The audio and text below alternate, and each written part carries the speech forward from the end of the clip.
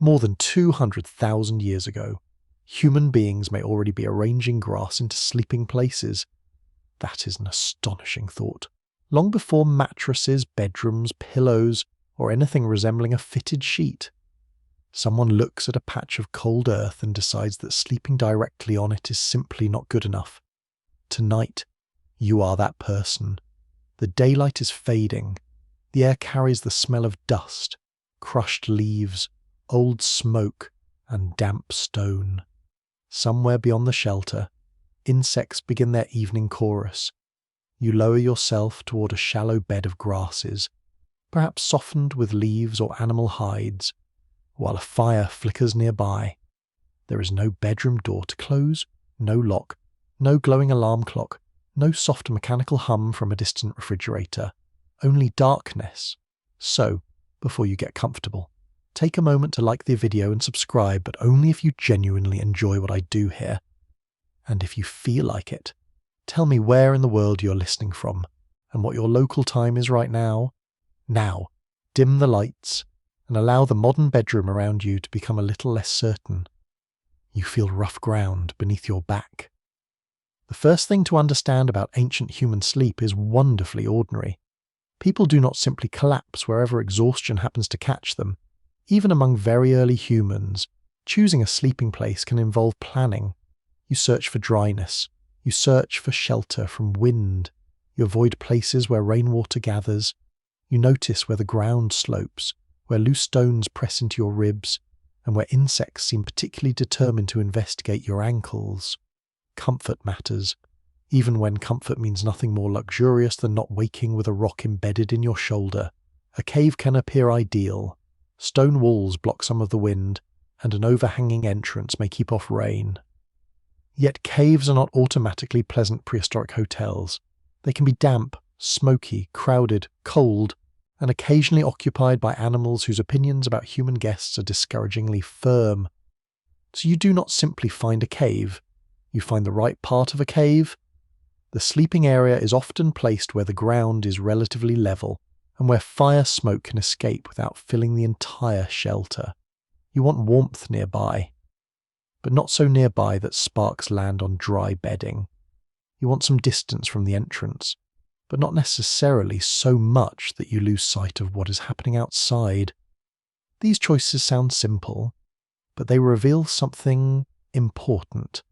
Sleep is not an accidental pause in prehistoric life. It is a problem that humans actively solve.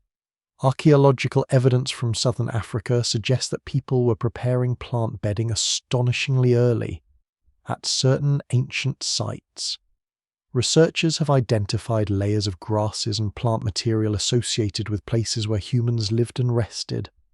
Some examples stretch deep into the Middle Stone Age. That means the humble act of arranging vegetation beneath your body may be older than many inventions that feel fundamental to human civilization. The mattress, in its most basic form, begins as a pile of plants, and frankly, the warranty is terrible. You crouch and gather long stems. Fresh grass feels softer than bare earth. Dry grass provides insulation by trapping tiny pockets of air. Leaves can create another layer between skin and soil. In colder conditions, hides may add warmth. There is no standardized design.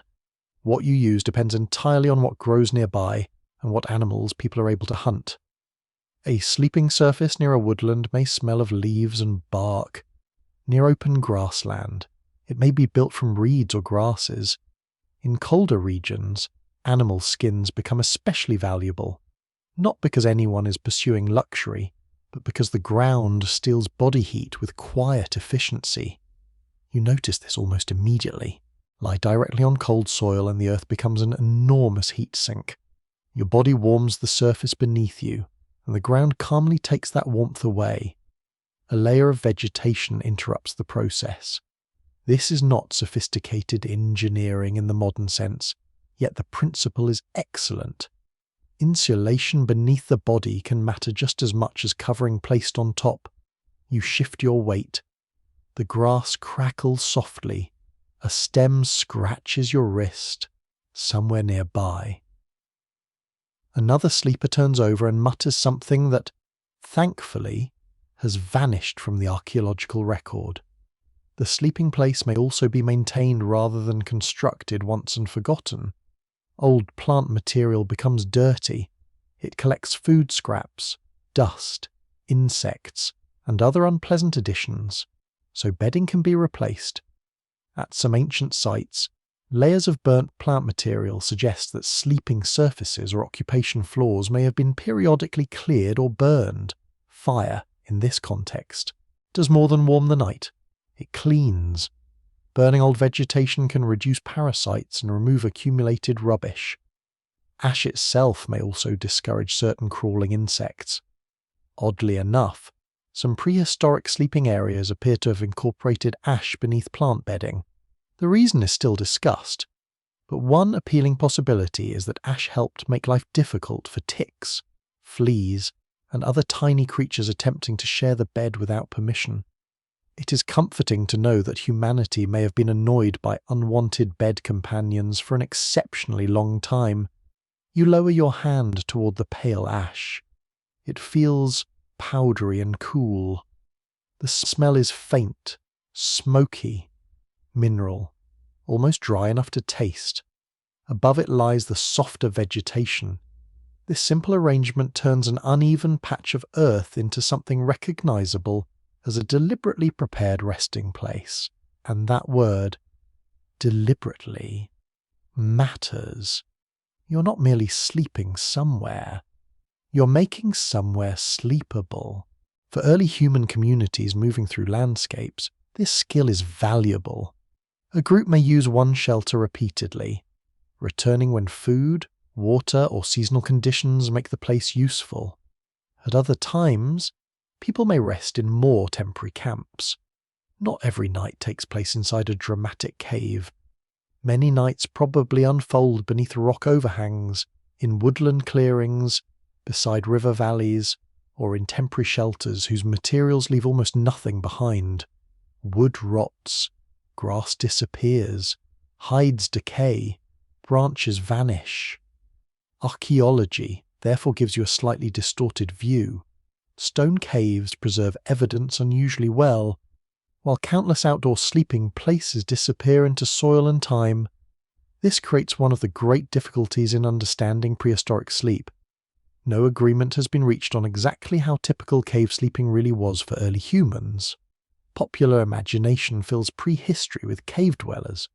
You can almost see the familiar picture: shaggy people sitting around a fire in a cavern, apparently occupying the same geological studio apartment forever. Reality is more complicated.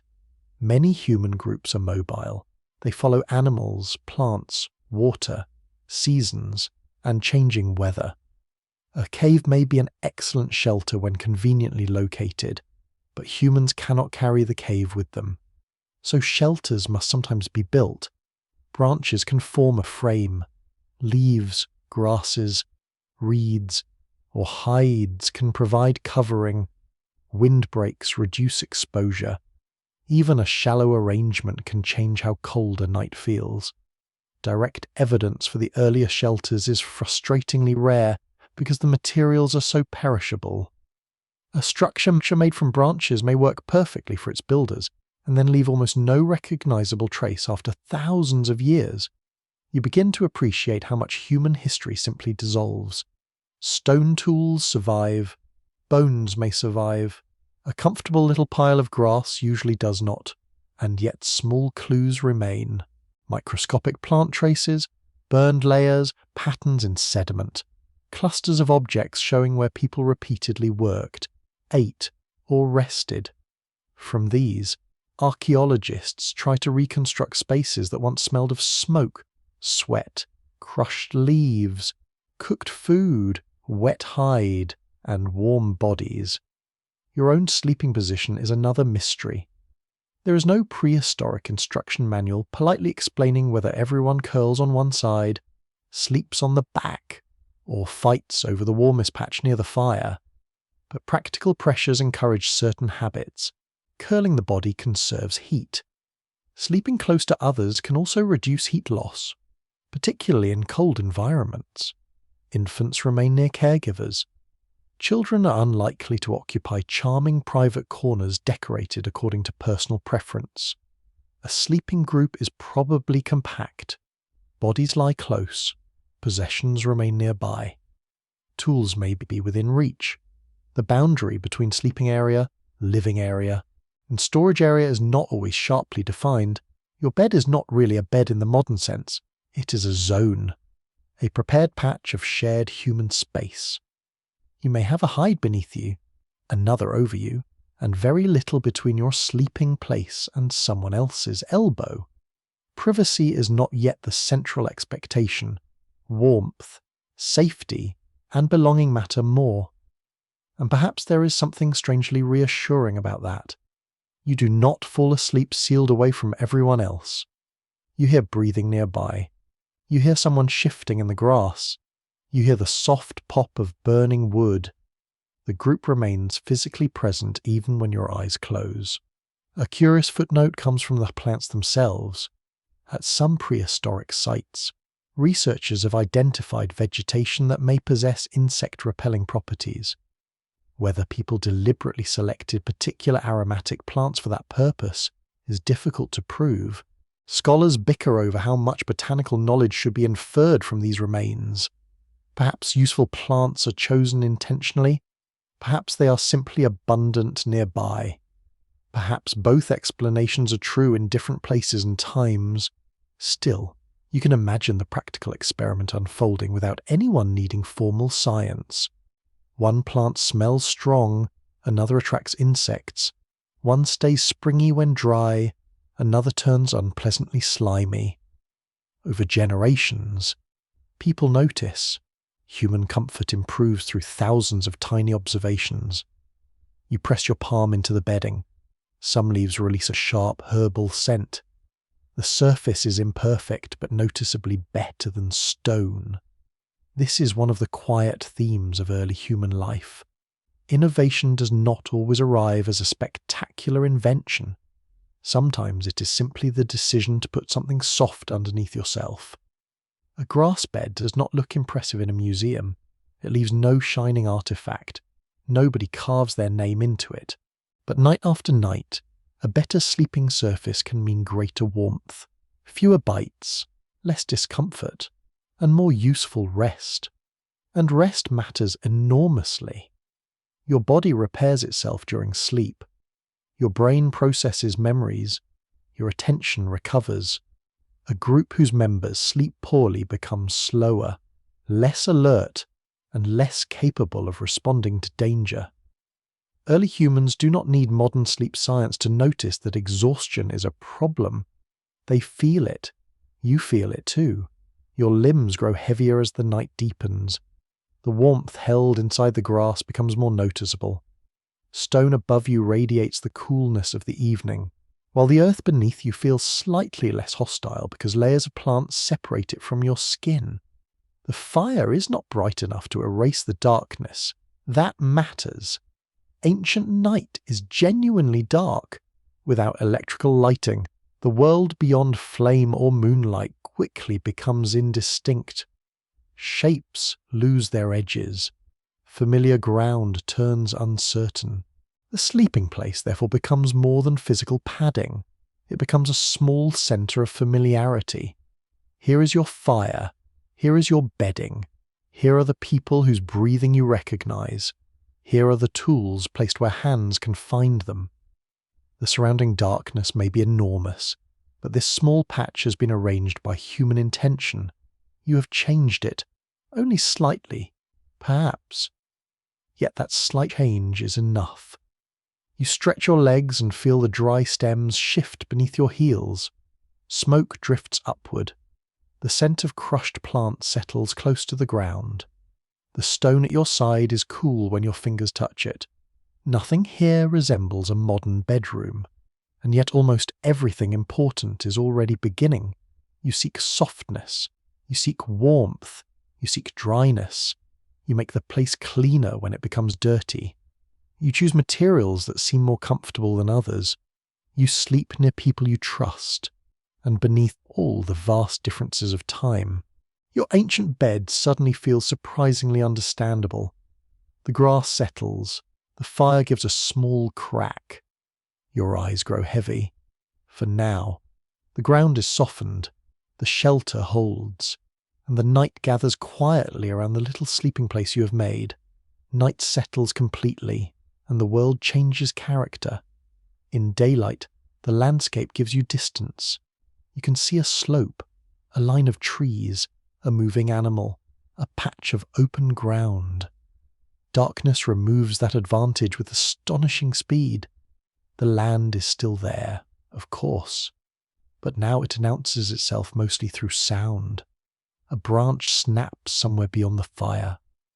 Dry grass moves. Something small scratches at the edge of camp.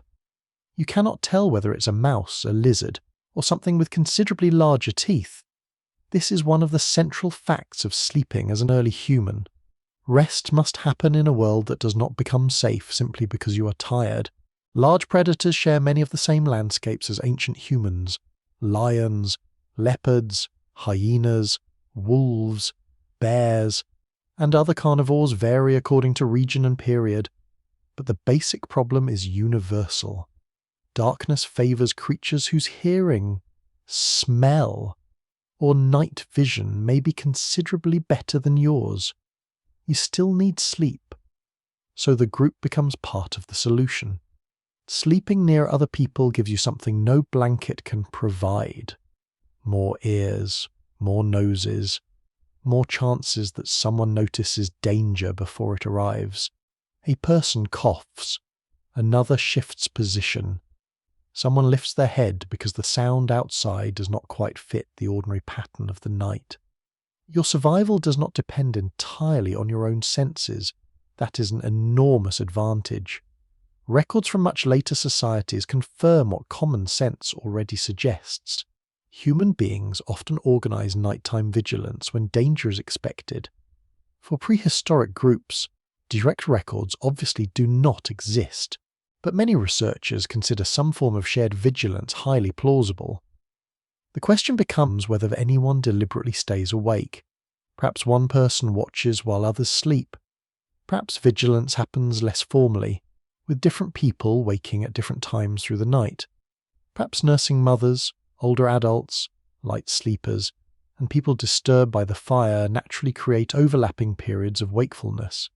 Historians and anthropologists still argue whether systematic night watches were common among very early human groups, or whether safety mostly emerged from ordinary patterns of staggered sleep. Either way, the result may be similar. The camp is rarely completely unconscious. You notice how different that feels from the modern idea of sleep as a sealed private event. Here, sleep remains social. Your body rests, but the group continues breathing, listening, stirring, feeding a child, checking a sound, adjusting a fire. Someone is almost always close to waking. The fire itself changes the equation. Flame provides warmth, but at night it also produces light, smoke, noise, and a psychological boundary between the group and whatever waits outside. Predators do not respond to fire in one simple way. Some avoid it. Others may become accustomed to human activity.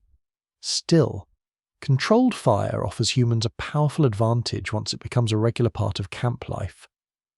The mainstream archaeological picture is clear. On one point, humans and earlier hominins learned to use fire long before cities, agriculture, or writing exist. The exact timing of habitual fire use remains debated, but by deep prehistory it becomes a central feature of human survival. At night, you feel why. Flame turns total darkness into a circle. Inside the circle, faces remain visible. Beyond it, the land becomes black. The boundary is imperfect, but it matters.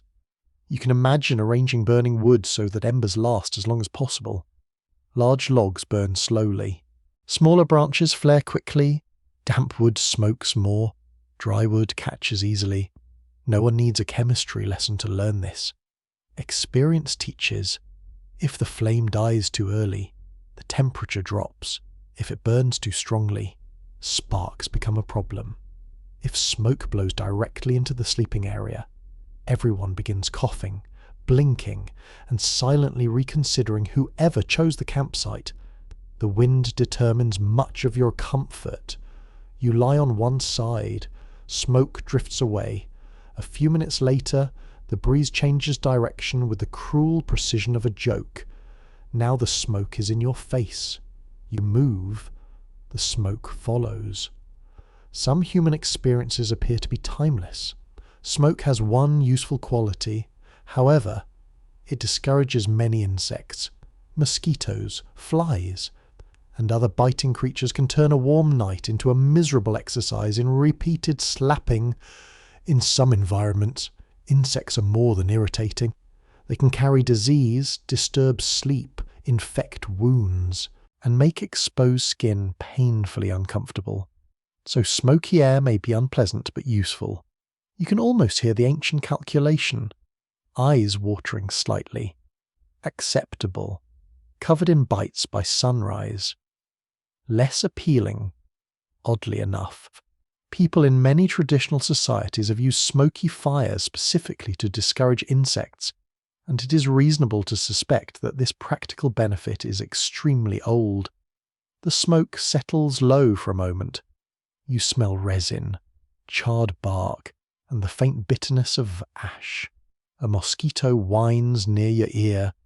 You wave it away. It returns.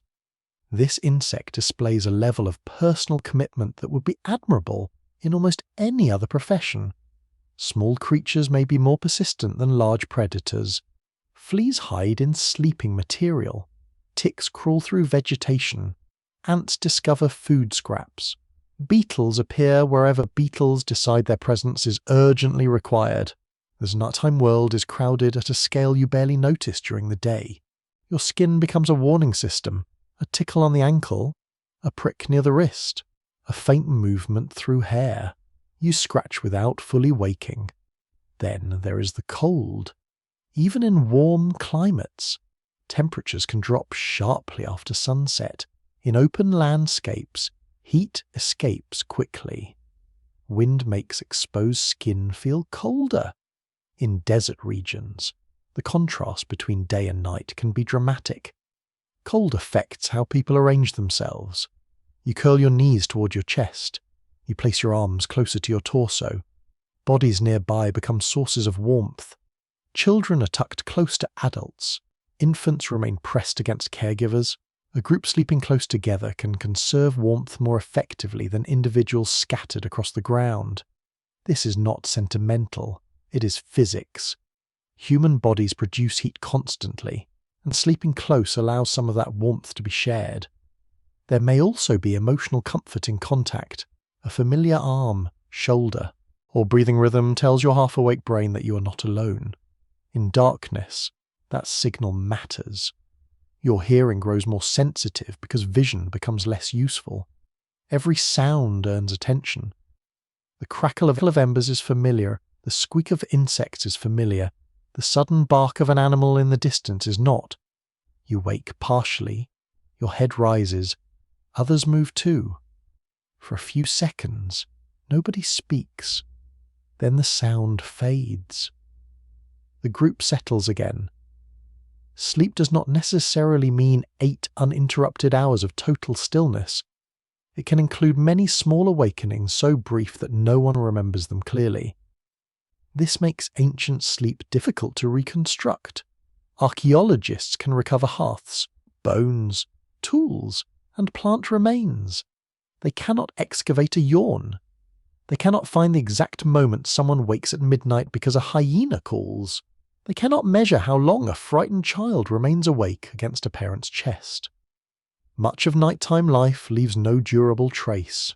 So scholars rely partly on comparisons with recent or living communities who sleep without modern electric lighting, secure buildings, or fixed industrial schedules. These comparisons are useful, but dangerous if treated too simply. Modern hunter-gatherer communities are not living fossils. They have their own histories, environments, cultures, and social pressures. Arguments split along exactly how far such observations can be used to reconstruct prehistoric sleep. Still, one broad pattern seems reasonable. Human sleep is flexible. Your body can wake, assess, and return to rest. This flexibility is useful in a world where the night occasionally asks questions. What was that sound? Is the child warm enough? Does the fire need wood? Is rain beginning? Did something move near the edge of camp? You open your eyes for only a moment. The flames are lower now. An orange glow sits beneath blackened wood. Someone nearby reaches out with a stick and nudges the embers. A little oxygen reaches the hot centre. The fire brightens. No speech is necessary. A curious footnote in human nighttime behaviour is that stories may become especially important around a fire. Among some communities studied by anthropologists, conversation after dark differs from daytime talk. Practical discussions may give way to stories, myths, memories, relationships, and accounts of distant people. It makes sense. Daylight favours work. Darkness limits movement. The fire gathers people into one visible circle. Voices become entertainment, teaching, memory, and reassurance at once.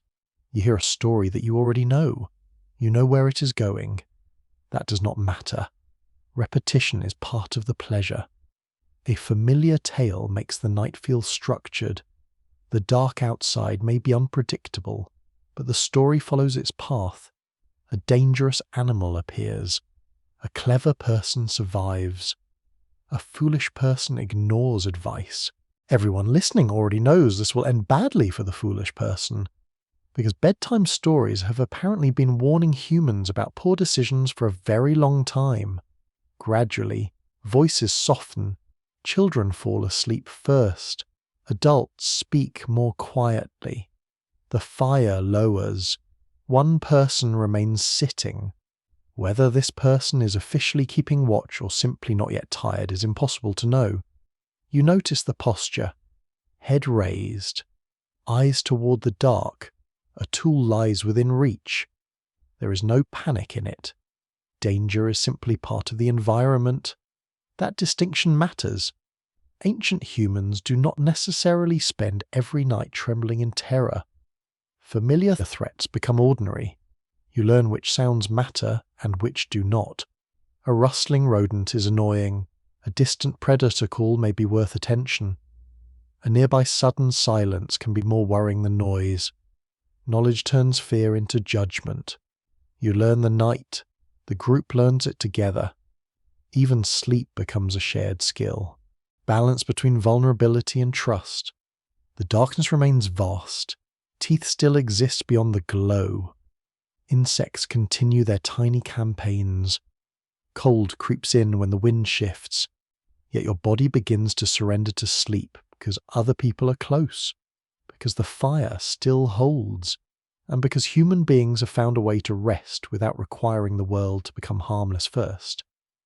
In your ears, the echo of nighttime changes into something quieter. The fire is low. The voices around you have faded. Somewhere in the darkness, a person wakes, adjusts a blanket or skin covering, looks toward the embers, and then lies down again. Nothing dramatic happens, and that may be the point. For much of human history, waking during the night may not have been treated as a problem at all. Modern life often encourages a simple idea of good sleep. You go to bed, remain unconscious for roughly 8 hours, and wake in the morning feeling refreshed, organised, and perhaps suspiciously cheerful.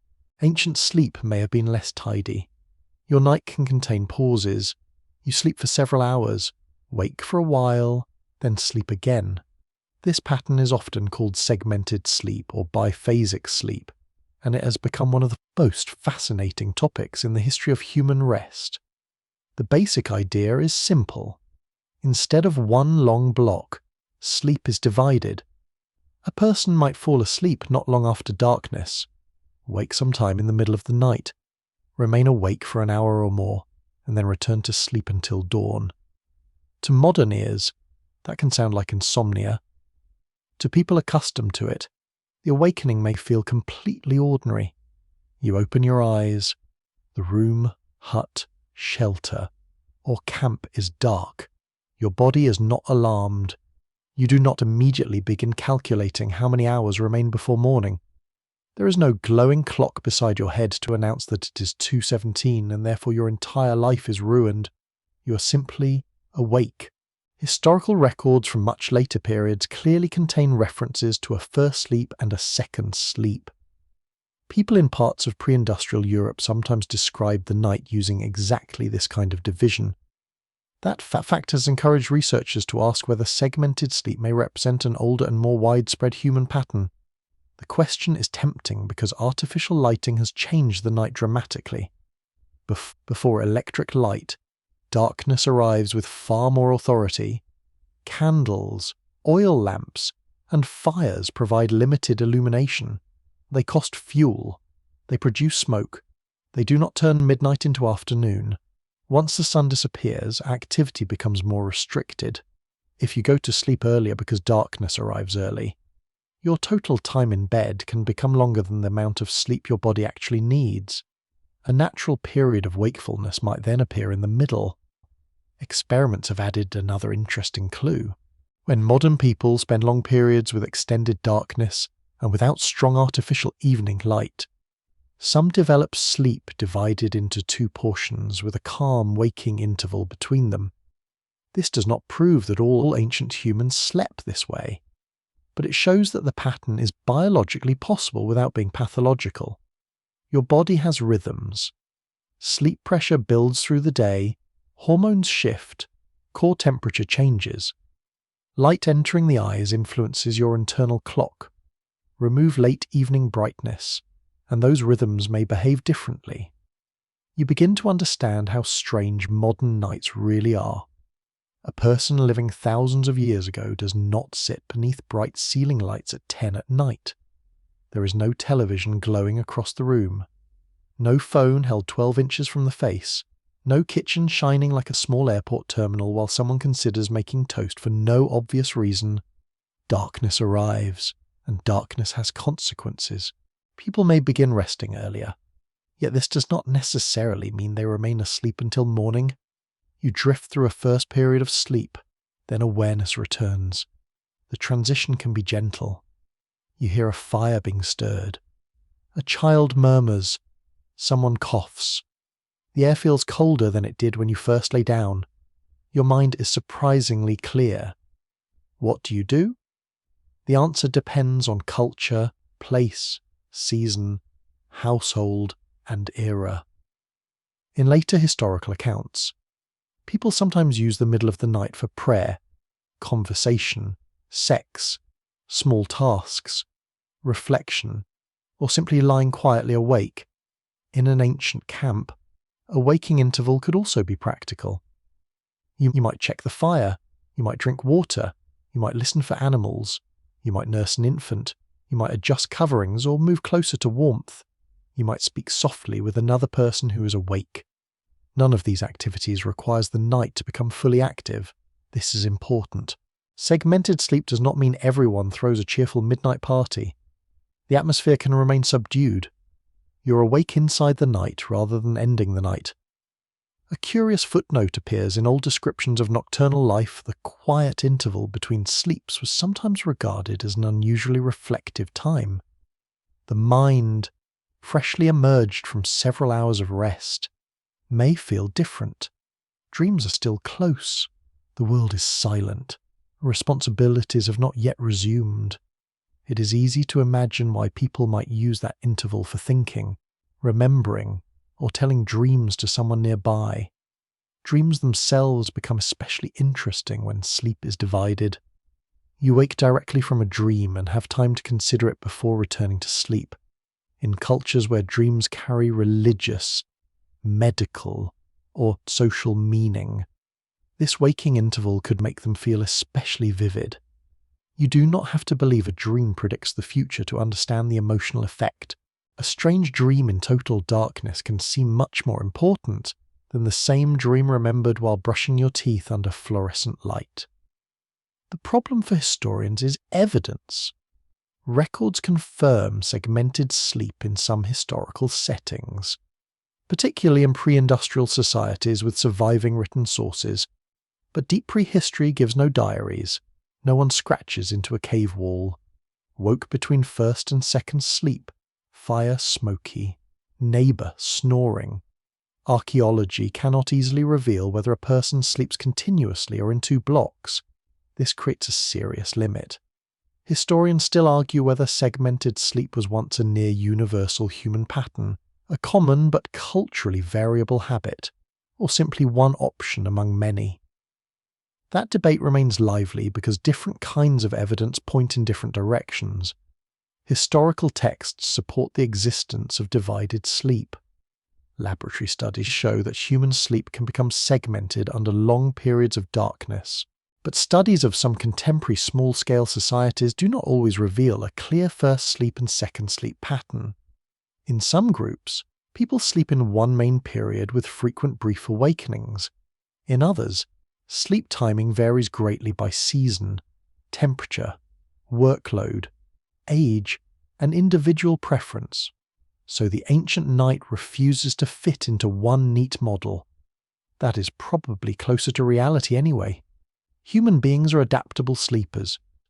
You can rest in one long block. You can split sleep. You can nap. You can wake and return to sleep. You can sleep poorly for a night and recover later. Culture shapes what feels normal. Environment shapes opportunity. Age changes everything again.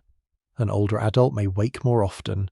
A parent with a baby follows a different rhythm from an adolescent. Someone recovering from illness may sleep longer. A hunter returning exhausted may fall asleep quickly and deeply. A person anxious about danger may wake at every sound. There is no single ancient sleeper. There are millions of people, each with a body and circumstance of their own. You feel this flexibility as the night stretches around you. The darkness does not have a clock face. Without mechanical timekeeping, waking at night feels less mathematical. You may judge time by stars, moon position, fire, animal sounds, temperature, or simple familiarity. Perhaps you know dawn is still far away because the air has not yet reached its coldest point. Perhaps a familiar bird has not begun calling. Perhaps the moon has moved across an opening. Time exists, but it is read through the environment. This may reduce one particular modern anxiety. You cannot stare at a clock every 6 minutes. You cannot watch the remaining night shrink. There is no bright display telling you exactly how badly you're failing to sleep. Oddly enough, this may make nighttime wakefulness easier to tolerate. Modern sleep researchers sometimes use the term sleep maintenance insomnia for repeated difficulty staying asleep. The condition is real and distressing, but waking itself is not automatically abnormal. Human sleep naturally includes brief awakenings between sleep cycles. Most are forgotten. You turn over, you adjust your position, you wake for seconds or minutes, then sleep returns. Ancient sleepers surely experience these transitions too. The difference may lie partly in interpretation. If your culture expects uninterrupted sleep, waking can feel like failure. If your culture expects occasional wakefulness, the same event may feel unremarkable. Expectations can change experience. Imagine opening your eyes in a dark household. Someone else is awake. You exchange a few quiet words. There is no frustration. No one says, "I cannot believe I am awake again." You simply exist in a short pocket of night. Then, gradually, sleepiness returns. That second descent into sleep may feel different from the first. Your body is already warm. The deepest pressure for sleep has eased. Dreaming may become more frequent toward morning because rapid eye movement sleep tends to occupy longer periods later in the sleep cycle. The second portion of the night can therefore feel mentally vivid. You wake at dawn with fragments of strange images still hovering. A river that spoke, an animal with a human face, a dead relative standing beside a tree, a journey through a place that does not exist. Ancient cultures often pay close attention to such experiences. Without modern neuroscience, dreams can be interpreted through religion, medicine, family tradition, or personal intuition. And a night divided by wakefulness gives those dreams room to be remembered.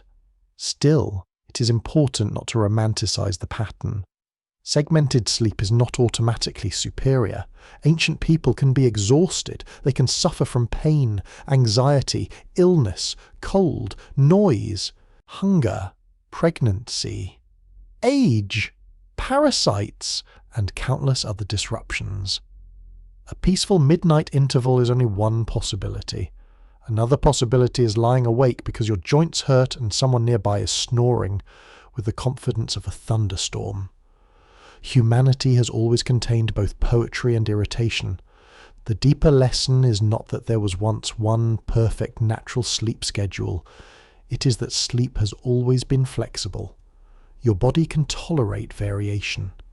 Your ancestors do not necessarily organize rest according to one rigid block. Darkness, season, social life, temperature, work, and culture all shape when sleep begins, when it breaks, and when it returns. You lie quietly.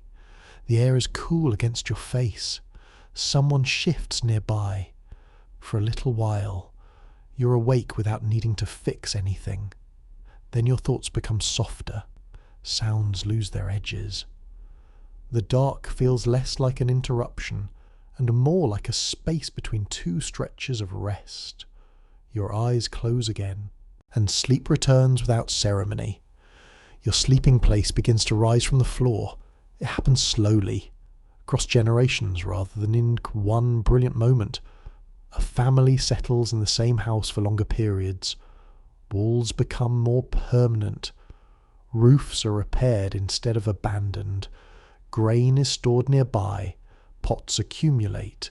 Tools acquire familiar corners. And somewhere inside this increasingly settled world, sleep begins to acquire furniture. You can feel the difference immediately.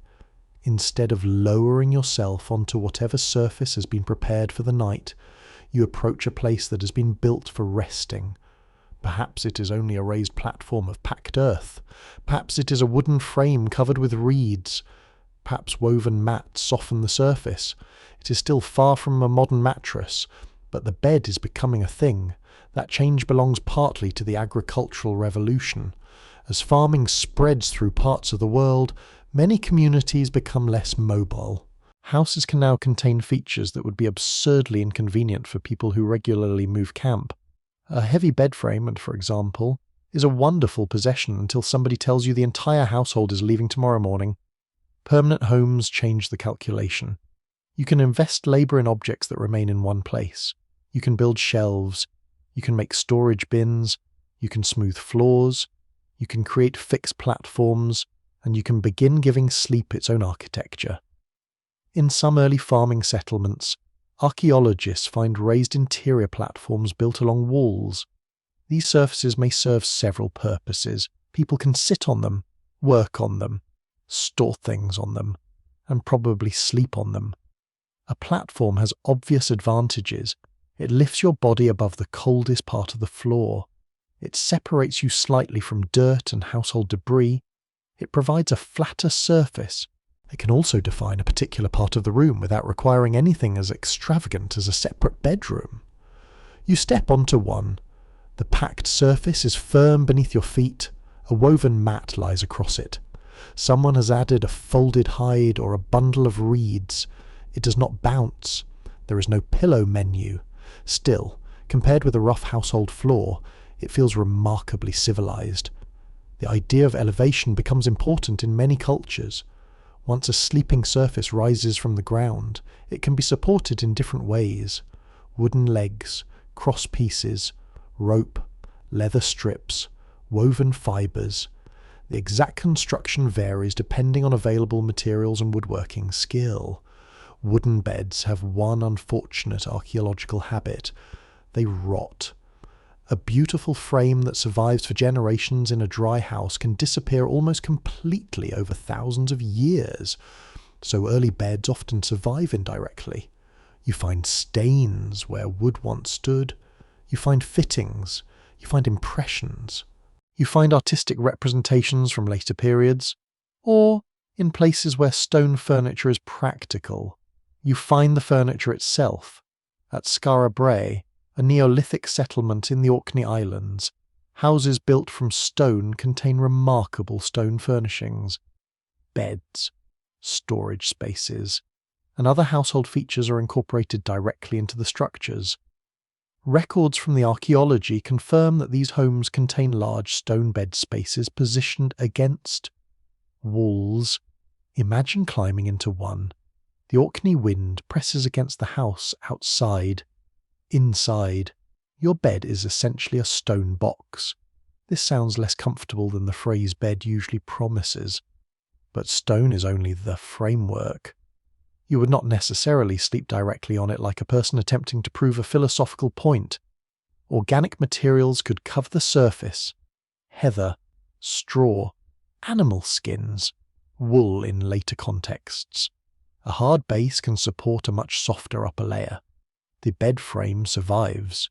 The comfortable part usually vanishes. That is a recurring trick of archaeology. It preserves what your body least wants to sleep on.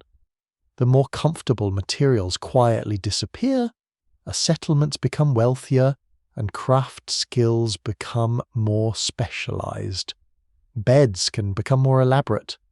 Carpenters learn to join wooden pieces securely. Cordage can be stretched across frames. Woven surfaces distribute body weight. Furniture can be decorated. And once decoration enters the bedroom, social status is never far behind. A bed no longer answers only one question: is it comfortable? Now it can answer another: who are you? A large, carefully made frame requires materials and labour. Fine wood may have value. Decorative carving requires time. Textiles require even more work. Spinning fibre by hand is slow. Weaving cloth is slow. Producing enough fabric to cover a body comfortably can represent many hours of labour.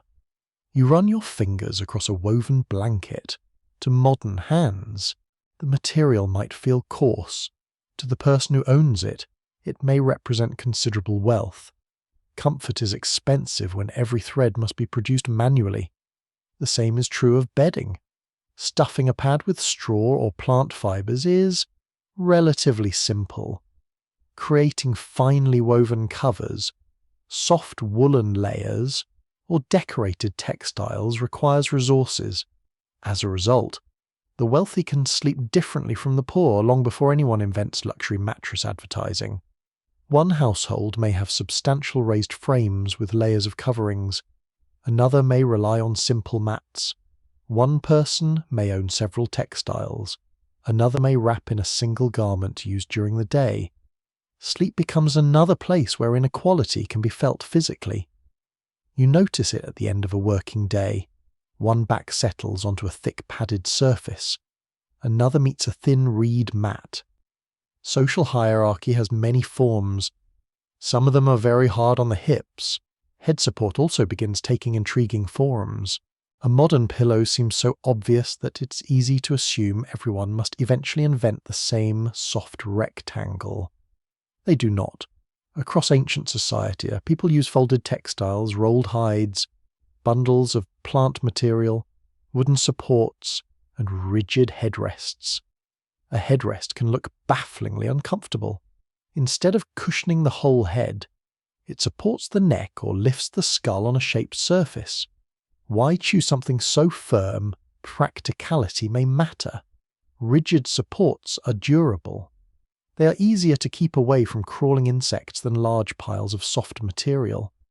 They can preserve elaborate hairstyles in societies where hair arrangement has social significance. And sometimes people simply become accustomed to forms of comfort that feel unfamiliar to outsiders.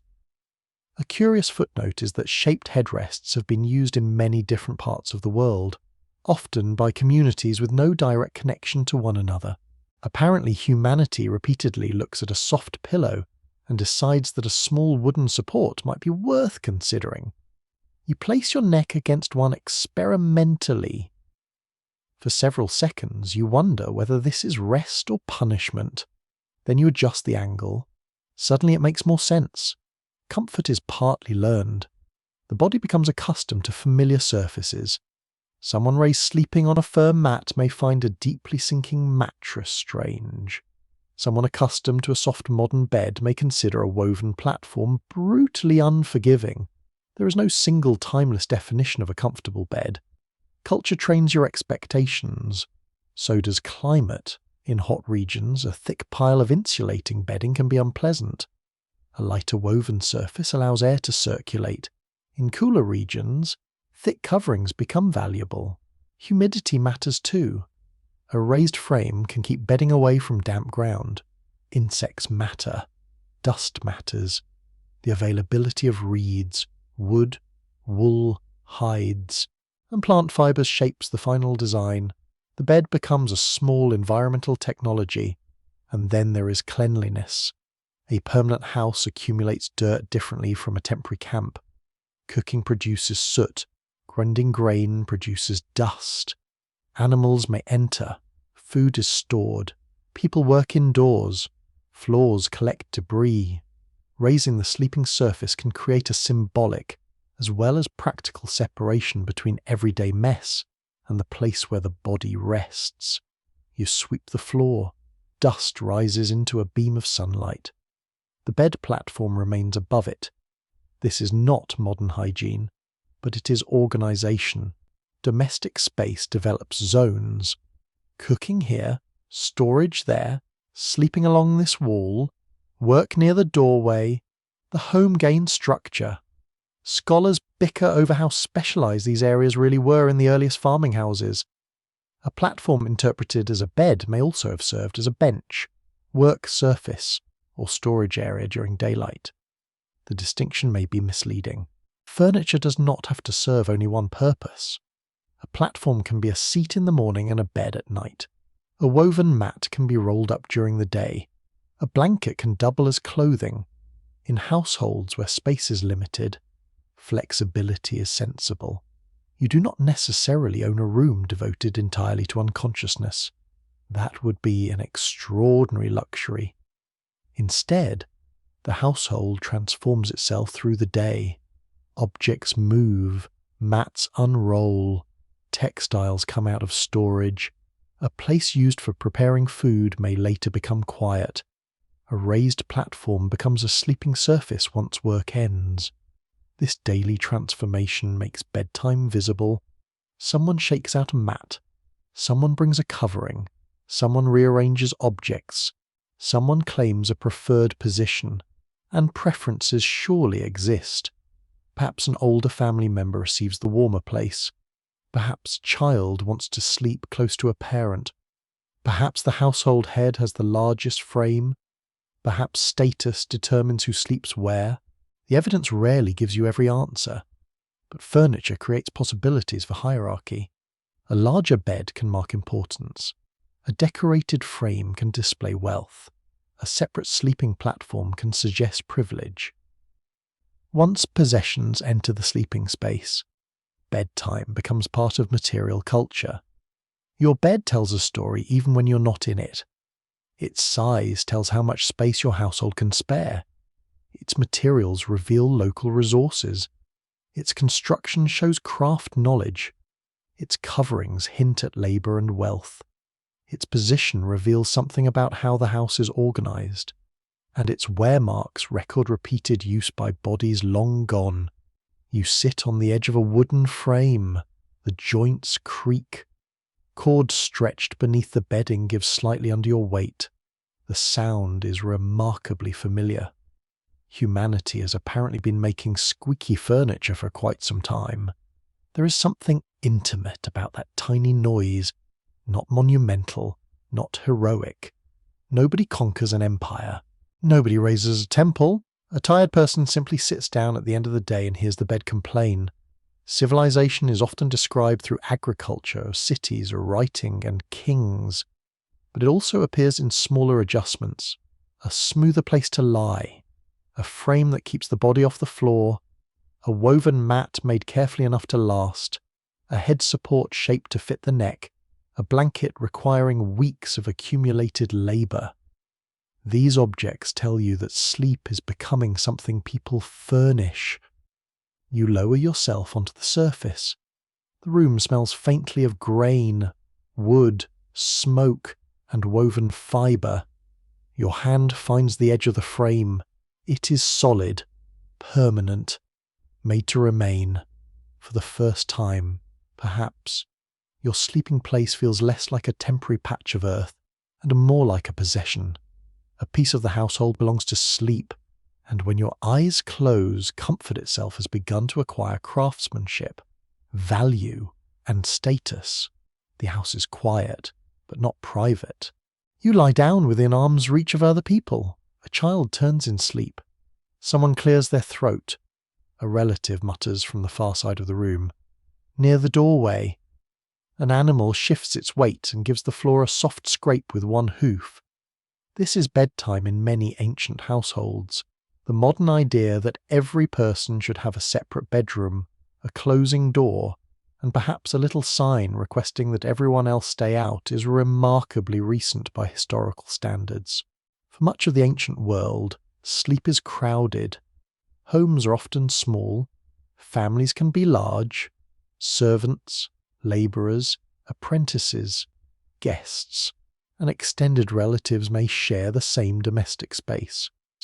In some places, animals spend at least part of the night under the same roof, so you do not simply go to your room. You find your place among everyone else. That place may be familiar and understood without anyone discussing it. The older members of the household have preferred positions. Children sleep near caregivers. A guest is given a corner or a mat. Someone of lower status may sleep near the entrance, kitchen area, workshop space, or storage. Your sleeping arrangement reveals the structure of the household almost immediately. Who receives the most comfortable surface? Who sleeps closest to warmth? Who occupies the quietest part of the house? Who is expected to wake first? These are not small questions. Space is power. In a compact home, the best sleeping position can be a privilege. Archaeological records confirm that many ancient houses consist of relatively few rooms compared with the number of people who may have occupied them.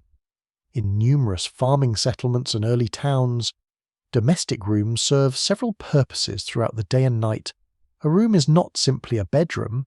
It may also be a kitchen, sitting area, workplace, storage area, nursery, and social centre. At bedtime, the room changes function. Mats come out, blankets are spread, tools are pushed aside, containers are moved. People settle into spaces that looked entirely different a few hours earlier. You hear the rustle of woven fibre as a sleeping mat unrolls. A ceramic pot is nudged closer to a wall. Someone tells a child to stop whispering. The child continues whispering, because certain traditions require no written record to survive. Once everyone lies down, the household becomes an arrangement of bodies.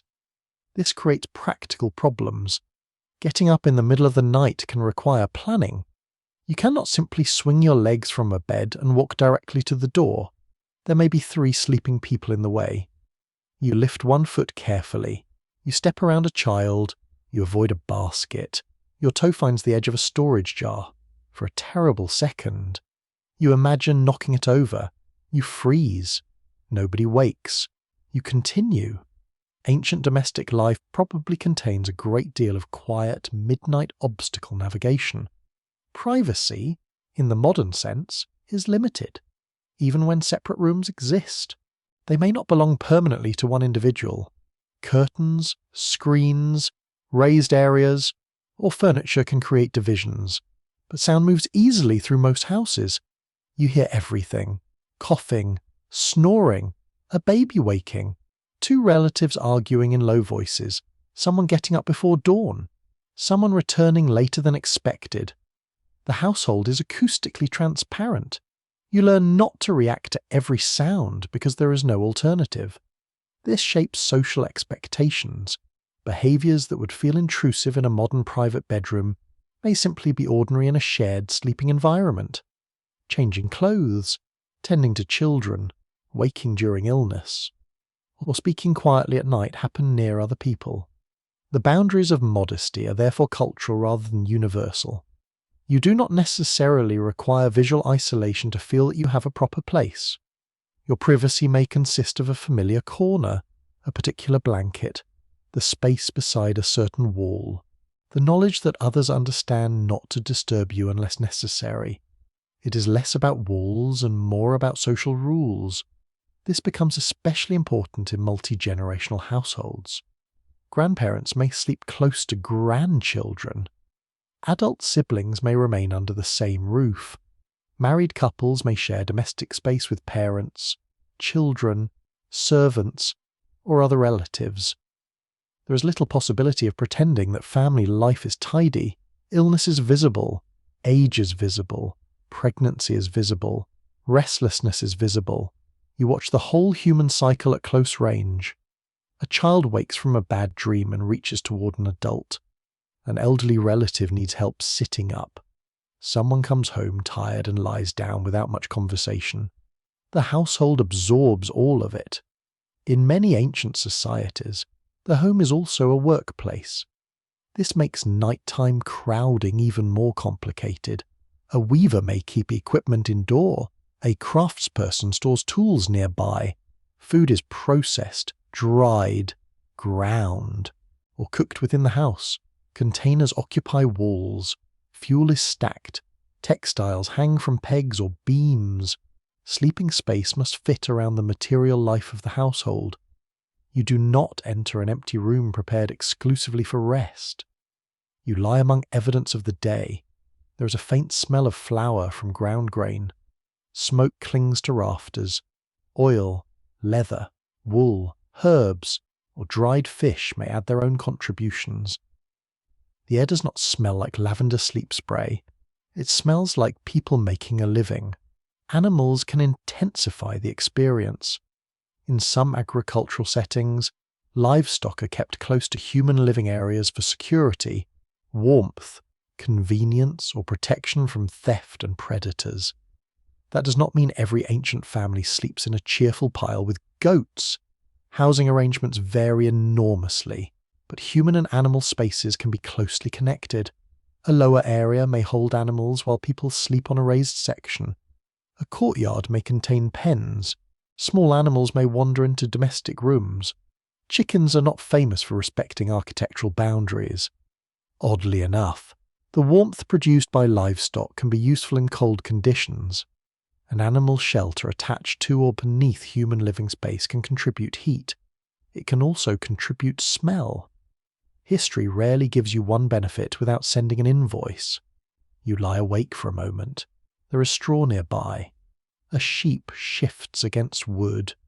The air is warmer than it would be in an empty structure. It is also unmistakably sheep-flavoured. You accept the arrangement. Domestic crowding has another advantage. It makes caregiving easier. Infants can be fed quickly. Sick family members remain visible. Children are monitored. Older people are not isolated. If someone has difficulty breathing or suddenly cries out, others notice. The household acts as a network of attention. This is especially significant in a world without emergency services, electric bells, or medical monitoring. If something happens at night, help is a person sleeping nearby. That closeness can be comforting. It can also be exhausting. A crying baby wakes several people. An ill relative disturbs the whole room. One enthusiastic snorer can become a public institution. Sleep quality is partly collective. Your rest depends on everyone else. A council decree from some ancient cities and later historical communities can reveal concern about household crowding, property divisions, fire hazards, and street organisation, showing that dense domestic life becomes a practical civic issue as settlements grow, but official rules tell only part of the story. Inside the house, people make their own arrangements. A household may contain individuals of very different status. This is particularly visible in societies with slavery or bonded labour. Servants and enslaved people often sleep wherever work requires them to be available. A domestic servant may rest near an entrance, kitchen, or master's room. A labourer may share crowded quarters with others. Comfort and privacy are distributed according to rank.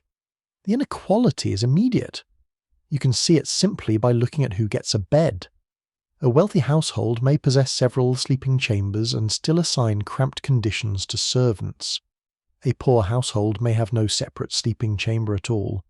The same city therefore contains radically different nights. Behind one wall, someone lies on a decorated couch beneath fine textiles. Behind another, 5 people share a floor area that would barely fit a modern dining table. Ancient sleep has no single social experience. Wealth changes it. Status changes it. Gender can change it. Age changes it. Marriage changes it. Even household reputation may matter, since sleeping arrangements can be shaped by ideas about modesty, honour, and family authority. Scholars disagree over how rigidly sleeping spaces were divided by gender in many ancient societies, especially when archaeological remains provide room layouts but not clear evidence of exactly who occupied each space at night. A room can tell you its dimensions. It cannot introduce its sleepers, so historians work cautiously. Literary texts may describe elite households that are not typical. Art may present idealized domestic scenes. Archaeology preserves walls better than habits. What happens after the lamps go out is often the least visible part. Still, human behaviour fills some gaps. People prefer familiarity. They develop routines. You probably know exactly where your sleeping place is. You know whose feet will end up near your head. You know which child rolls across the mat. You know who rises before sunrise and makes too much noise while insisting they are being quiet. These routines create order inside crowding. Even a packed room can feel organised to the people who belong there. And sometimes the closeness is simply pleasant. Voices continue softly after the room darkens. Someone tells a short story. Someone laughs. A child asks a question from beneath a covering. An adult gives the briefest possible answer in the hope that this will end the conversation. It does not. The darkness turns a crowded household into a little world of sound. You cannot see every face, but you know where everyone is. Breathing settles into different rhythms. A cough comes from one side. A sleeper turns over on the other. The floor creaks. Outside, the settlement is quieter now. Inside, you remain surrounded. There is almost no solitude. For modern listeners, this can sound claustrophobic, yet solitude itself is partly a cultural preference. If you grow up sleeping among relatives, an empty room may feel strange. Silence can feel lonely rather than peaceful. The presence of other bodies tells you that the household is intact. Everyone is here. Everyone has returned. Just for tonight, that may be enough. You pull your covering closer. The room is warm with shared breath and stored heat. There are too many people, too many sounds, too many possessions, and perhaps one animal whose digestive system deserves a separate historical study. But there is also familiarity. No wall separates you from the people who make up your daily world. Sleep comes not in isolation, but inside the low, imperfect, deeply human murmur of a household resting together. Heat remains in the walls long after sunset. You lie awake for a moment while the last warmth of the day slowly leaks from mud brick, stone, and packed earth. Outside, the Nile Valley is darkening. Somewhere beyond the house, frogs call from irrigation channels. A donkey complains in the distance with the confidence of an animal certain that everyone needs to hear its opinion. The Egyptian night does not begin with cold. It begins with heat. During much of the year, daytime temperatures can make enclosed rooms uncomfortable, especially in houses built close together. By evening, families search for moving air wherever they can find it, so your sleeping place is not always fixed. On some nights, you may sleep inside. On hotter nights, you may move into a courtyard, and when conditions permit, the flat roof above the house becomes tempting. You climb upward. The air feels different immediately. A faint breeze passes across your skin. The roof surface still holds some warmth, but the open sky gives the night space to breathe. Above you, stars appear with a clarity unfamiliar to anyone accustomed to modern city light. The Milky Way stretches across the darkness. The moon, when present, is not decorative. It actually changes what you can see. You spread a mat or textile beneath you and settle down. Sleeping outdoors or on rooftops in hot climates is a practical response to temperature, and traditions of rooftop sleeping survive in many regions long after antiquity. For an Egyptian household, a flat roof is useful space. Food can dry there. Tasks can be performed there. People can sit in the evening, and sometimes the roof can become a bedroom without walls. Of course, this arrangement has one significant disadvantage: mosquitoes. The Nile creates life, agriculture, transport, wealth, and one extremely persistent nighttime buzzing sound. You hear it near your ear, then silence. Then it returns. You wave your hand, nothing. A moment later, the tiny visitor somehow finds the exact same ear. Ancient Egyptians know insects well. Mosquito nets appear in Egyptian tradition, and later writers describe their use around sleeping places. A fine net suspended over a bed creates a simple barrier between your skin and the insect searching for it. This is luxury with a purpose. A net does not cool you. It may actually reduce airflow slightly. But if the alternative is being sampled repeatedly by mosquitoes, the compromise becomes attractive. Records confirm that linen is one of the defining textiles of ancient Egypt. Flax grows well in the Nile Valley, and its fibers can be processed into linen ranging from relatively coarse household cloth to extremely fine fabric. Linen touches almost every part of life: clothing, wrapping, household textiles, and bedding. You run your hand across a sheet. It feels cool and smooth compared with heavier material. In a hot climate, that matters. Wool exists in Egypt too, but linen carries particular importance and prestige. Producing it requires enormous labour. Flax must be harvested. Stems are processed. Fibres are separated. Thread is spun. Cloth is woven. A finished sheet represents hours upon hours of human work. The finest linen can be remarkably delicate. In elite households, bedding therefore communicates wealth as clearly as jewellery or furniture. You do not merely sleep under cloth, you sleep under labour. The bed itself can be elegant. Ancient Egyptian beds often consist of wooden frames supported on legs, with a woven or stretched surface beneath the sleeper. Some survive from tombs because Egypt's dry climate preserves organic material unusually well. That preservation gives you rare access to the private furniture of people who lived thousands of years ago. You can see joints, legs, frames, decorative carving, even the slight curve designed into some sleeping surfaces. A bed may slope gently, with the head end raised slightly higher. Why? Possibly comfort, possibly practical construction, possibly a preference now difficult to reconstruct. No agreement has been reached on exactly how universal particular bed shapes were across different periods and social classes. Elite tombs preserve beautiful examples, but elite furniture does not tell you exactly how an agricultural worker or labourer sleeps. That is one of the constant difficulties of ancient history. The rich leave more things behind. Their chairs survive. Their beds survive. Their jewellery survives. The poor leave fewer objects, which can make history appear much more luxurious than ordinary life actually is. A farmer may sleep on a mat. A labourer may use a simple platform. A wealthy official may have a carefully constructed wooden bed covered with linen. All are Egyptian nights. They are simply not the same Egyptian night. Then there is the headrest. You examine it with understandable suspicion.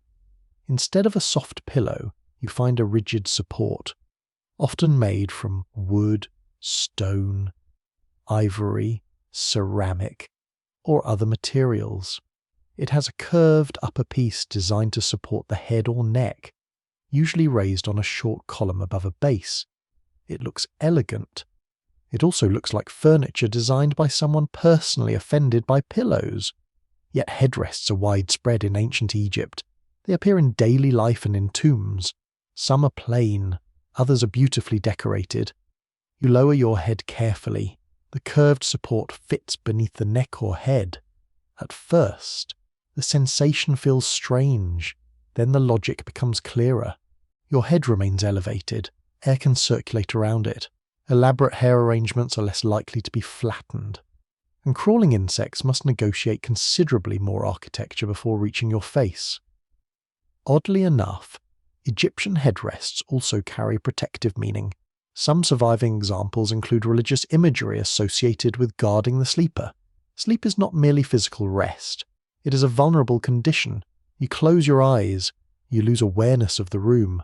For ancient Egyptians, that loss of consciousness can have spiritual significance. The boundary between sleeping, dreaming, death, and divine experience is not always sharply drawn. Night itself carries powerful symbolism. The sun disappears in the west. During darkness, Egyptian religious thought imagines the solar god travelling through the dangerous underworld. Then, at dawn, the sun is reborn in the east. Every night becomes a cosmic journey. Every morning becomes a successful return. You do not need to be a priest to feel the rhythm. Sunset is dramatic in a land where sunlight dominates daily life. The horizon reddens, shadows lengthen. Then darkness covers the valley. Temples quiet. Work ends. Households gather. Oil lamps begin to glow. A lamp gives only a small circle of light. Its flame trembles when air moves. The smell of oil mixes with cooking smoke, dust, and perhaps incense. You hear sandals scrape across a floor. A pottery vessel is set down. Someone extinguishes a lamp to save fuel. Darkness expands instantly. Egyptians also take dreams seriously. Dreams can be interpreted as messages, warnings, or encounters with supernatural forces. Surviving Egyptian dream texts show attempts to classify particular dream images and decide whether they are favourable or unfavourable. A dream is not necessarily dismissed as random nonsense produced by an overtired brain. It may deserve interpretation. Suppose you wake suddenly. Your heart is beating faster. In the dream, you crossed a river, or saw a particular animal, or encountered someone who is dead. The darkness around you feels charged. You remember details carefully because details may matter. Some dream manuals organize experiences into good and bad signs. To modern eyes, the interpretations can seem wonderfully specific. A particular action in a dream might predict prosperity. Another might warn of trouble. Dream interpretation therefore becomes a kind of nighttime information system. The gods, apparently, do not always communicate in convenient office hours. Scholars still argue whether surviving dream books reflect everyday popular belief, specialized scribal traditions, or a mixture of both. A text copied by educated scribes may not represent what every village household thinks about dreams. But the documents prove that Egyptians devote serious attention to the subject. Night is meaningful. Dreams are meaningful. The sleeping body is not culturally empty. Protection matters too. Amulets may be worn or kept nearby. Divine names and protective images can surround a person in moments of vulnerability. Certain deities become associated with household protection, childbirth, dangerous animals, and nighttime fears. Bes is particularly memorable. He often appears as a small, fierce, protective figure with a distinctive face and energetic posture. His appearance is almost aggressively unrelaxing. That is the point. A frightening protector can frighten frightening things. Images of bears occur in household contexts and on objects connected with everyday life. You may find his face where evil is expected to reconsider its plans.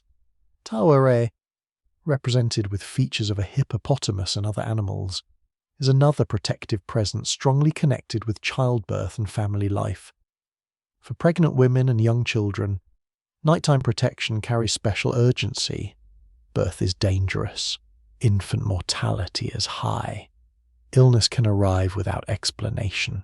Religious protection offers reassurance where practical control is limited.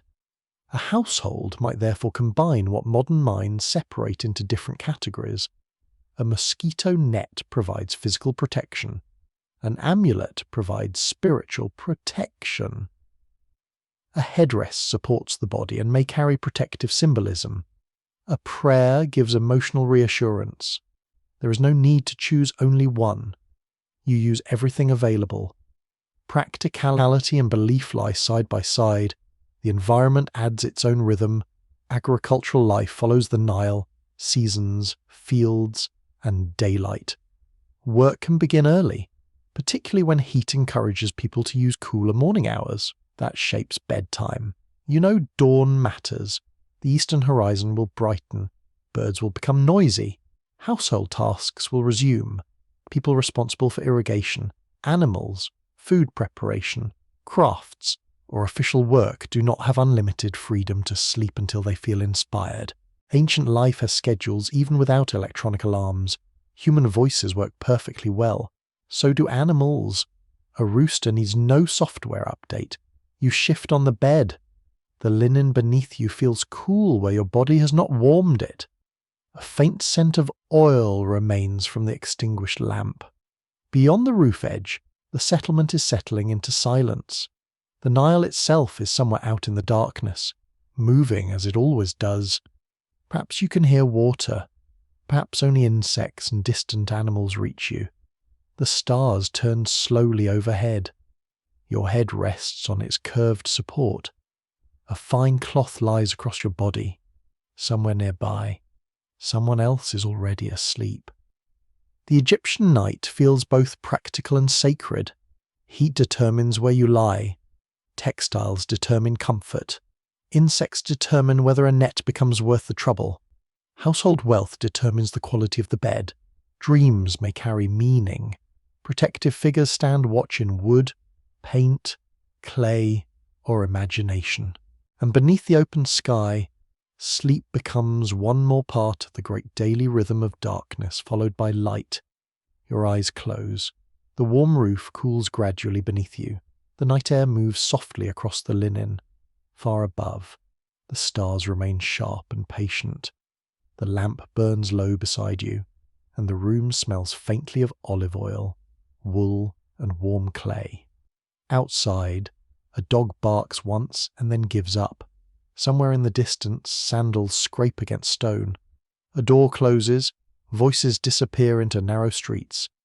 You lie down in a Greek household where sleep is not simply rest. It is also medicine. It is also mystery. And sometimes, rather inconveniently, it is a message from a god. Ancient Greek ideas about sleep exist in several worlds at once. Physicians attempt to explain what the body is doing. Philosophers wonder what sleep reveals about the mind. Poets give sleep a divine personality. Ordinary people continue going to bed with practical concerns that would feel immediately familiar. Is the room too warm? Is the mattress comfortable? Why is that mosquito still alive? And was the dream you just had a meaningless jumble? Or has a deity decided to make your night considerably more complicated? You stretch out on a couch or simple bed. Depending on wealth, the surface beneath you may be relatively comfortable or very plain. Wooden frames can support straps, cords, mattresses, blankets, and cushions. Poorer households rely on simpler arrangements, while wealthier homes can contain decorated furniture and finer textiles. Wool matters.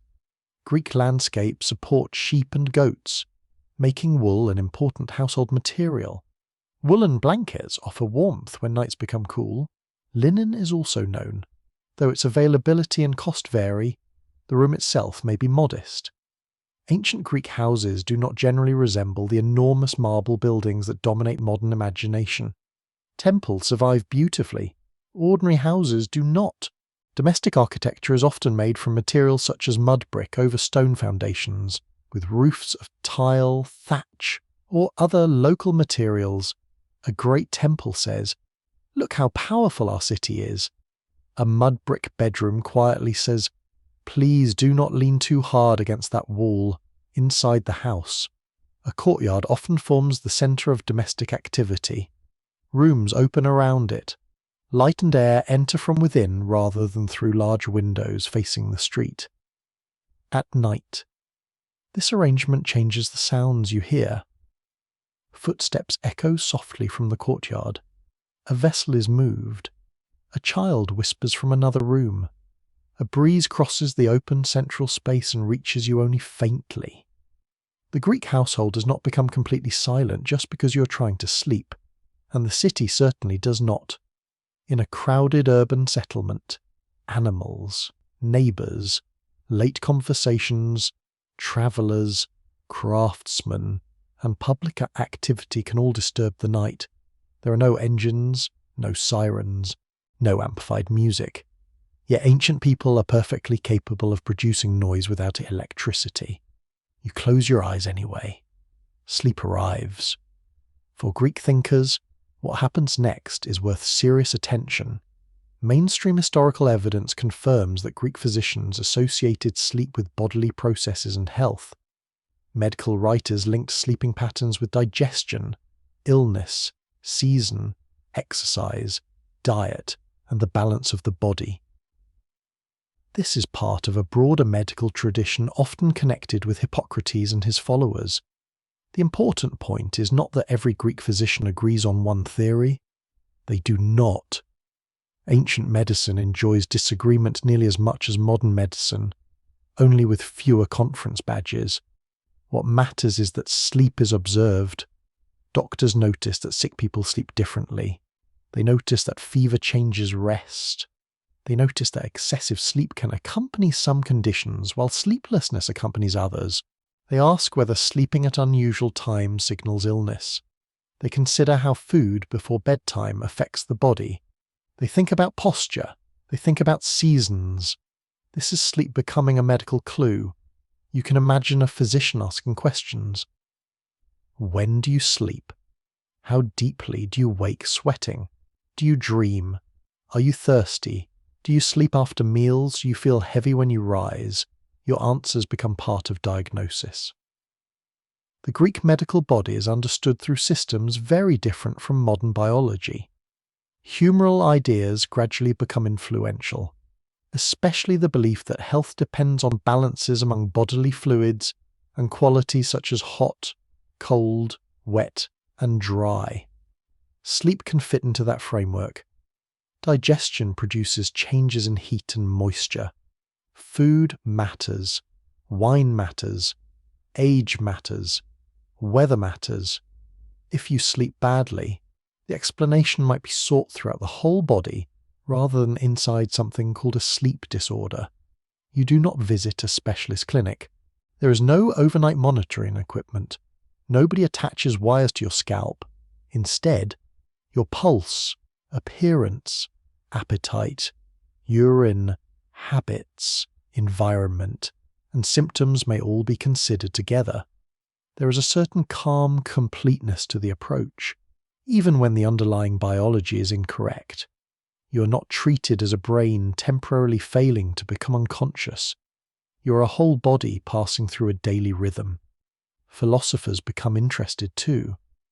Aristotle writes about sleep and waking as natural bodily states linked to sensation and nourishment.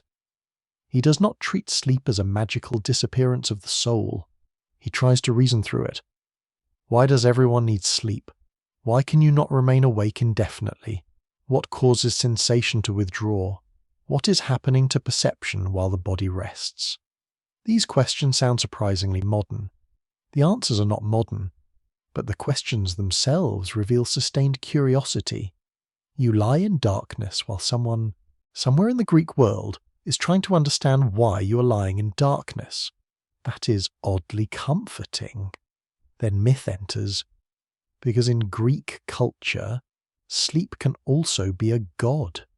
Hypnos is the divine personification of sleep. His brother is Thanatos, the personification of death. This family arrangement is not exactly cheerful bedtime branding, yet the connection makes sense in ancient thought. Sleep resembles death. The body becomes still, the eyes close. Awareness withdraws, but the sleeper returns. Sleep therefore occupies a strange middle ground between ordinary life and the unknown. Poets use that resemblance beautifully. Sleep can be gentle. Sleep can overpower even strong people.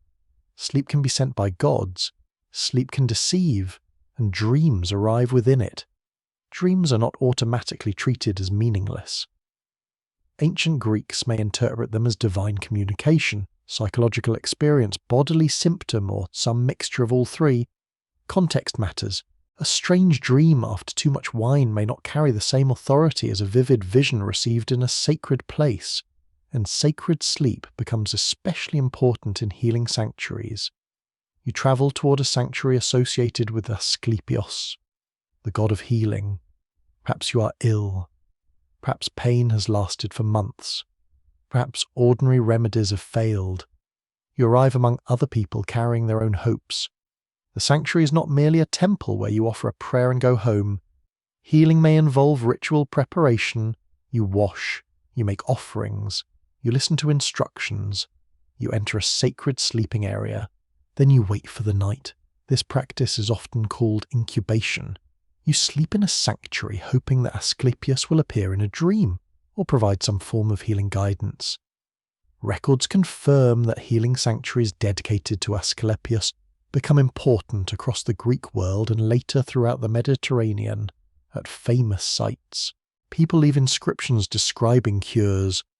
The stories can be dramatic. A person arrives blind and sees again.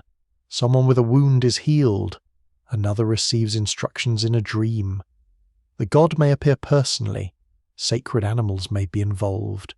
Whether every story represents literal experience, ritual storytelling, institutional promotion, or gratitude expressed through conventional formulas is another matter entirely. Scholars still argue whether incubation cures worked mainly through religious expectation, practical medical treatment available at sanctuaries, psychological effects, spontaneous recovery, or combinations of all these.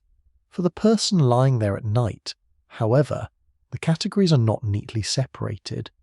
You are sick. You want relief. The sanctuary offers hope. You lie beneath a roof filled with strangers doing the same thing. The night feels expectant. You listen to coughing, breathing, whispers, perhaps the movement of a tendon, perhaps animals. A curious footnote is that snakes are closely associated with Asclepios. Non-venomous snakes may be kept at some healing sanctuaries, and the serpent becomes one of the god's most recognizable symbols. Yes, there are moments in ancient medical history when seeking a peaceful night's rest may involve knowingly sleeping in a sacred complex where snakes are part of the atmosphere. Modern hospital design has generally moved in another direction. The snakes are not understood simply as threats. They carry sacred meaning. Their ability to shed skin may suggest renewal. Their connection with the earth may suggest hidden knowledge or healing power. The staff of Asclepios, with a serpent wound around it, becomes one of the enduring symbols associated with medicine. You lie very still. Something moves near a wall. You decide, for the sake of tranquility, that it was probably a sandal. Sleep arrives slowly. Now the sanctuary becomes part dream chamber, part hospital, part temple. If you dream of the god, the experience may shape what happens when you wake. Perhaps you receive instructions. Eat a particular food. Take exercise. Use a remedy. Make an offering. Change a habit. Or perhaps the dream itself feels like the healing. Belief can change the body in real ways. Expectation affects pain. Ritual reduces uncertainty. A peaceful environment can encourage rest. Community reduces isolation. These effects do not require you to decide whether a god actually enters the dream. Ancient patients do not separate placebo, prayer, lifestyle advice, and medicine into tidy academic categories. They seek improvement. If the pain stops, the treatment matters. Outside the sanctuary, Greek physicians can be skeptical of purely supernatural explanations for illness. Some medical texts famously argue that diseases considered sacred still have natural causes. This does not erase religion. It simply creates another way of thinking. The Greek world contains both temple and clinic, both priest and physician, both dream interpretation and careful observation. You may consult more than one. Humans have rarely restricted themselves to a single explanation when health is at stake. At home, dreams can also create discussion. You wake and tell someone what you saw. A family member interprets it one way. A friend offers another. A professional dream interpreter may have an entirely different opinion. One scandalous aside is that later Greek and Roman dream books can become astonishingly detailed about how a person's social position changes the meaning of a dream. The same dream may not mean the same thing for a slave, a merchant, a married woman, or a politician. Dream interpretation is therefore social as well as symbolic. Who you are affects what the dream can mean. That makes sense in a deeply hierarchical society. Even unconsciousness, apparently, does not allow you to escape your social category. Yet dreams also offer freedom. A poor person can dream of kings. A traveller can dream of home. A sick person can dream of health. A grieving person can see the dead again. The mind builds impossible meetings while the body lies still. Greek poets understand this emotional power. Dreams can bring comfort or deception. They can imitate reality so well that waking feels like a loss. You know that sensation. For one soft instant, the dream still feels true. Then the room returns. The lamp is cold. Morning light enters the courtyard. The body feels heavy. You remember only fragments. A voice, a road, a face, a strange command. Was it digestion? Was it memory? Was it a god? The Greeks give you several answers and very little reason to choose quickly. Perhaps that uncertainty is part of the appeal. Sleep remains one of the few experiences every person has, but nobody can fully watch from the inside. You surrender awareness every night. You enter dreams you did not consciously design, then you return. For Greek doctors, this is a bodily process worth observing. For philosophers, it is a puzzle. For worshippers, it may become a doorway. For poets, it resembles death without becoming death. And for you, lying in the quiet household as the last oil scent fades from the room, it becomes something simpler. Your breathing slows. The noises from the street become less important. The body grows pleasantly heavy. Whether sleep comes from nature, balance, divine kindness, or plain exhaustion, you no longer need an explanation. You simply let it take you. The street outside refuses to become quiet. A cartwheel catches on stone. Someone calls from a doorway. A dog answers another dog several houses away. From somewhere below, you hear the clatter of pottery and the unmistakable sound of a neighbour who has decided that nighttime is an excellent opportunity to rearrange something heavy. You're trying to sleep in a Roman city. This is more complicated than it sounds. Rome and other large Roman towns are crowded, noisy, smoky, and intensely social. The evening does not simply end when the sun disappears. Shops close at different times. Taverns continue serving customers. People return from dinners. Bakers begin work early. Travellers arrive. Water carriers move. Servants complete household tasks long after their employers have decided that the day is finished. Sleep must fit around the city. You lie on a couch in a room lit by a small oil lamp. The flame is modest. It gives enough light to recognize a face, find a cup, or avoid walking directly into a table. It does not fill the room evenly. Corners remain dark. Shadows stretch strangely across painted plaster. The smell of burning oil hangs in the air. Roman lamps can be made from pottery, bronze, or other materials. A small reservoir holds oil, usually olive oil where it is readily available, and a wick draws the fuel toward the flame. Records confirm that oil lamps are among the most common household objects recovered from Roman sites. They appear in homes, shops, workshops, inns, shrines, and tombs. They are ordinary technology, yet they change the night. With a lamp, you can continue talking, you can prepare for bed, you can read if you're wealthy, literate, and willing to strain your eyes. You can sew, you can check accounts, you can remain awake long after the streets outside become dark. Artificial light exists, but it is still expensive enough to matter. Oil must be purchased or produced. Wicks must be maintained. Smoke blackens nearby surfaces. A careless lamp can start a fire. You do not casually illuminate every corner of the house simply because darkness feels inconvenient. You light what you need, then you extinguish it. This means Roman bedtime remains visibly connected to economy. A wealthy household can afford more lamps. A poorer one may conserve fuel carefully.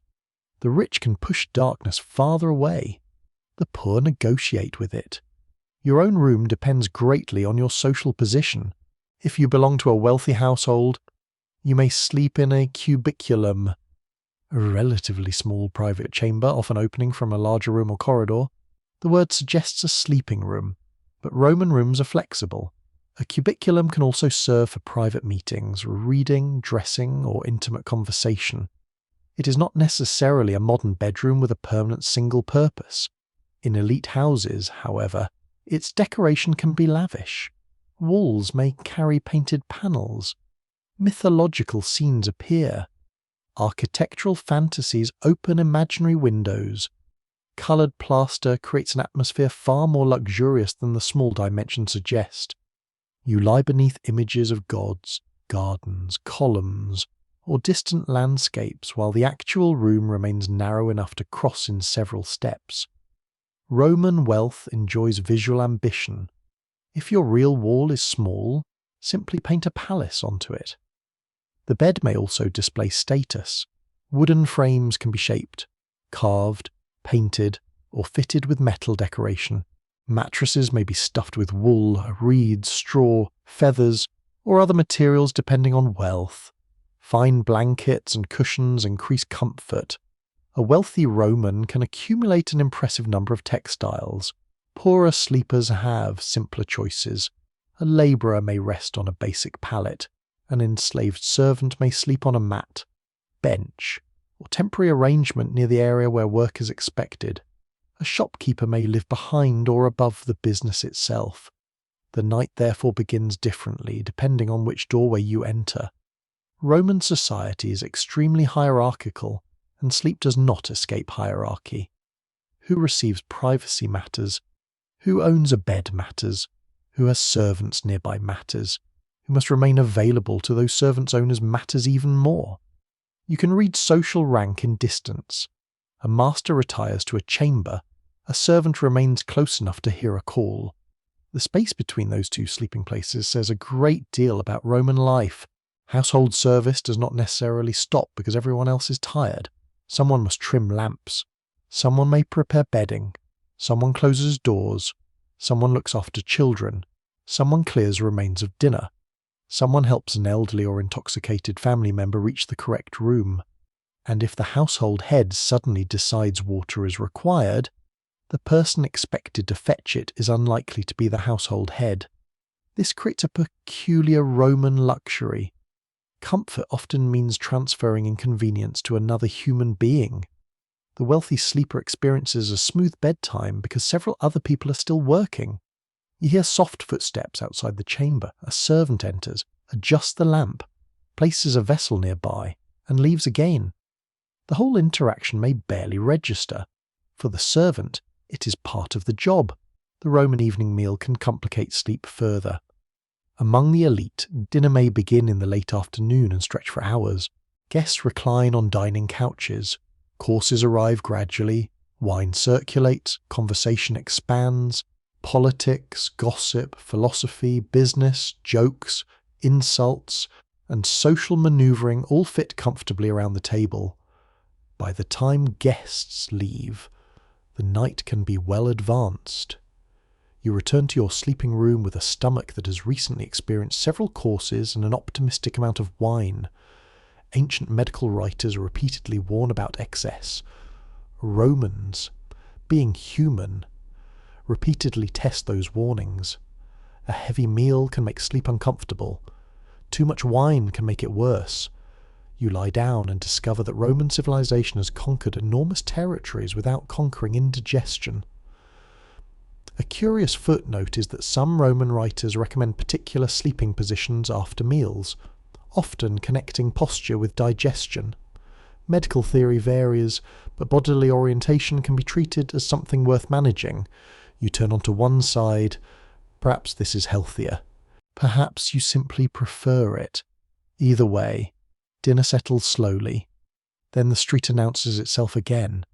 Rome is famous for nighttime traffic, partly because regulations restrict certain wheeled vehicles from moving through congested streets during much of the day. As a result, carts carrying goods may travel at night. Imagine the consequence. Daytime traffic is reduced. Nighttime sleepers inherit the wheels. Stone paving does not absorb sound kindly. Iron fittings, wooden wheels, hooves, shouting drivers, and loaded carts produce an impressive urban soundtrack. Roman authors complain about noise. One of the clearest mainstream facts about life in the capital is that city residents could find uninterrupted sleep difficult because of traffic and crowded conditions. You hear the problem personally. A car approaches. The noise grows. It passes beneath the window or along the street. For several blessed seconds it fades. Then another begins, somewhere. A person with a country villa is sleeping in silence and probably explaining that city life builds character. Apartment living adds further difficulty. Many ordinary Romans live in insulae, multi-storey apartment buildings that can contain shops at street level and rented rooms above. Conditions vary enormously. Some apartments are spacious, others are cramped and poorly built. Upper floors may be cheaper but require climbing more stairs and carrying water farther. Fire is a constant concern. So is structural failure. Construction quality is inconsistent enough that Roman authorities periodically attempt to regulate building heights and safety. A council decree or imperial regulation proves that urban housing hazards are not merely literary jokes. You lie high above the street. The room is hotter in summer. Water is inconvenient. Escape during a fire is considerably less convenient. Yet the rent may be lower. Housing economics has achieved an ancient and recognizable form. The wealthier residents of an insula may occupy more desirable rooms. The poorest may be packed into upper spaces with minimal furnishings. Bedrooms can be little more than sleeping corners. Privacy becomes fragile. Walls transmit sound. Courtyards carry voices.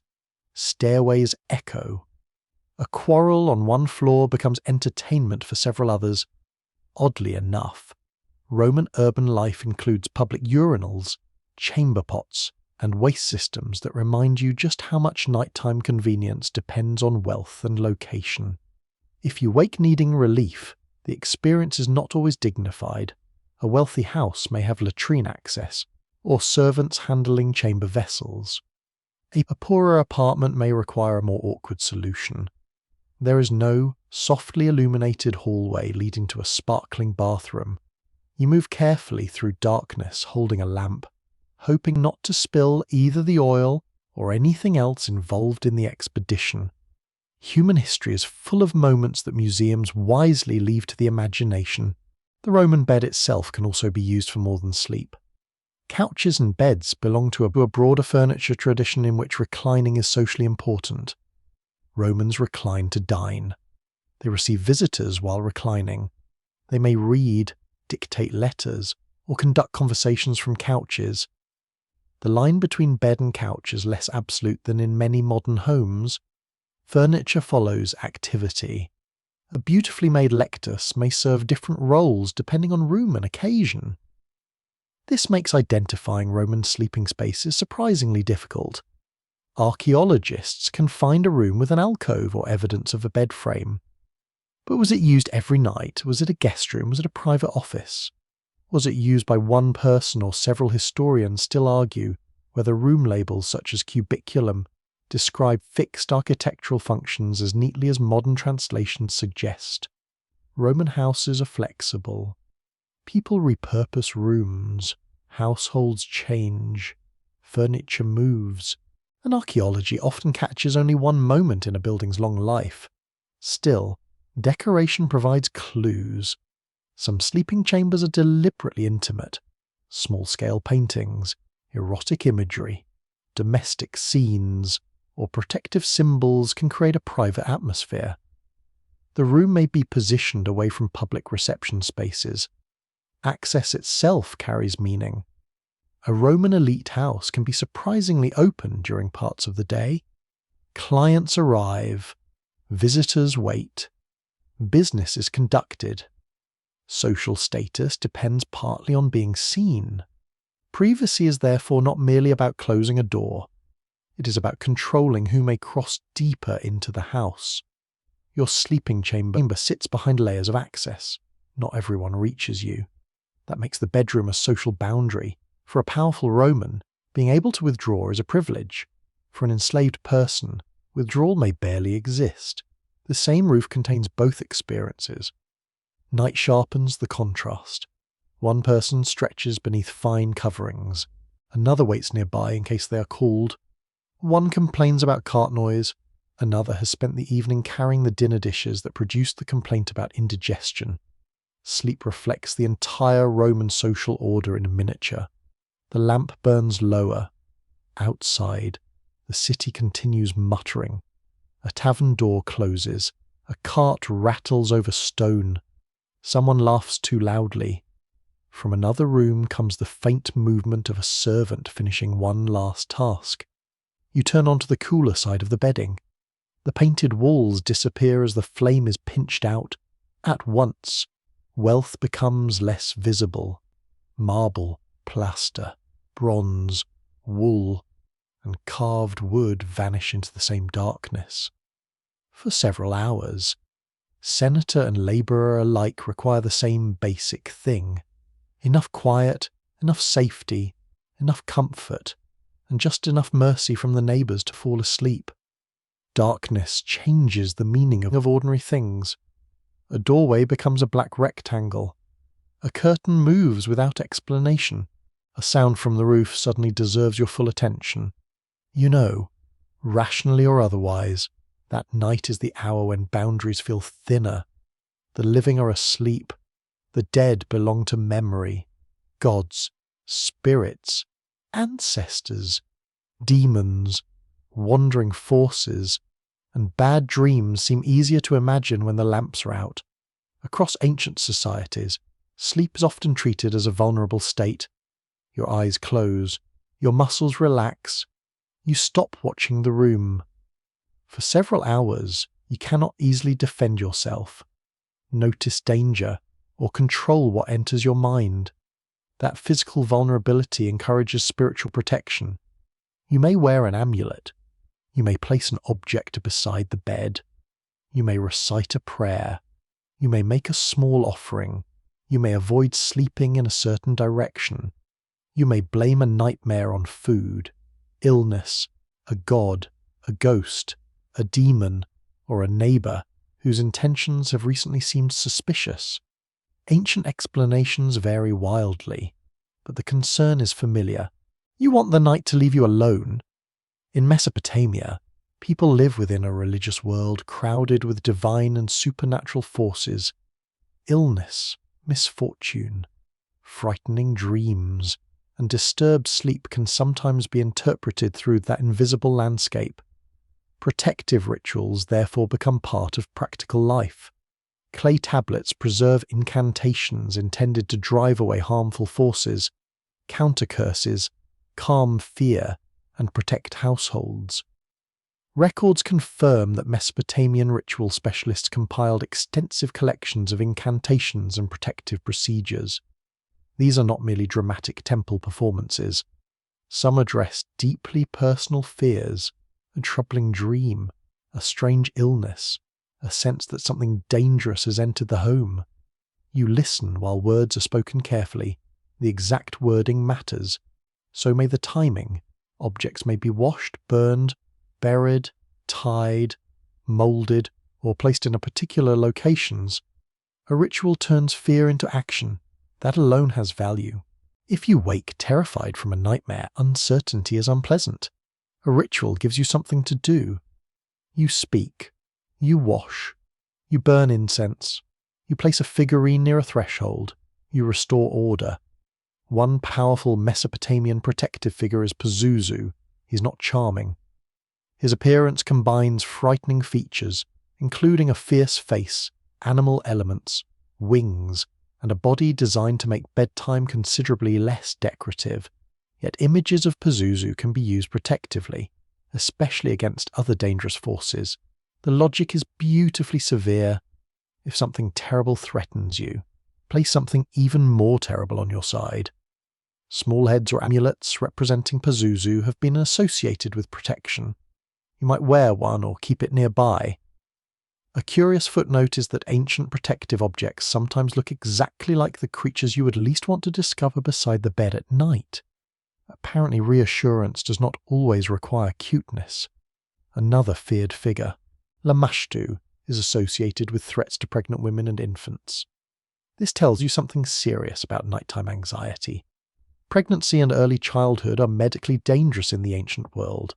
A baby who becomes sick during the night may deteriorate quickly. A mother in childbirth faces risks that nobody fully understands or can reliably control.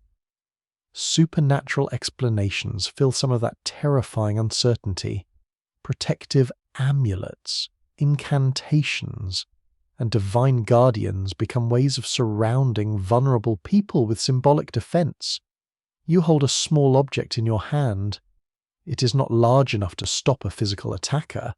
That is not its purpose. It makes invisible danger feel less unopposed. Egyptian households also surround sleep with protection. Night can be imagined as dangerous because hostile beings inhabit darkness, dreams, illness, and the unseen world.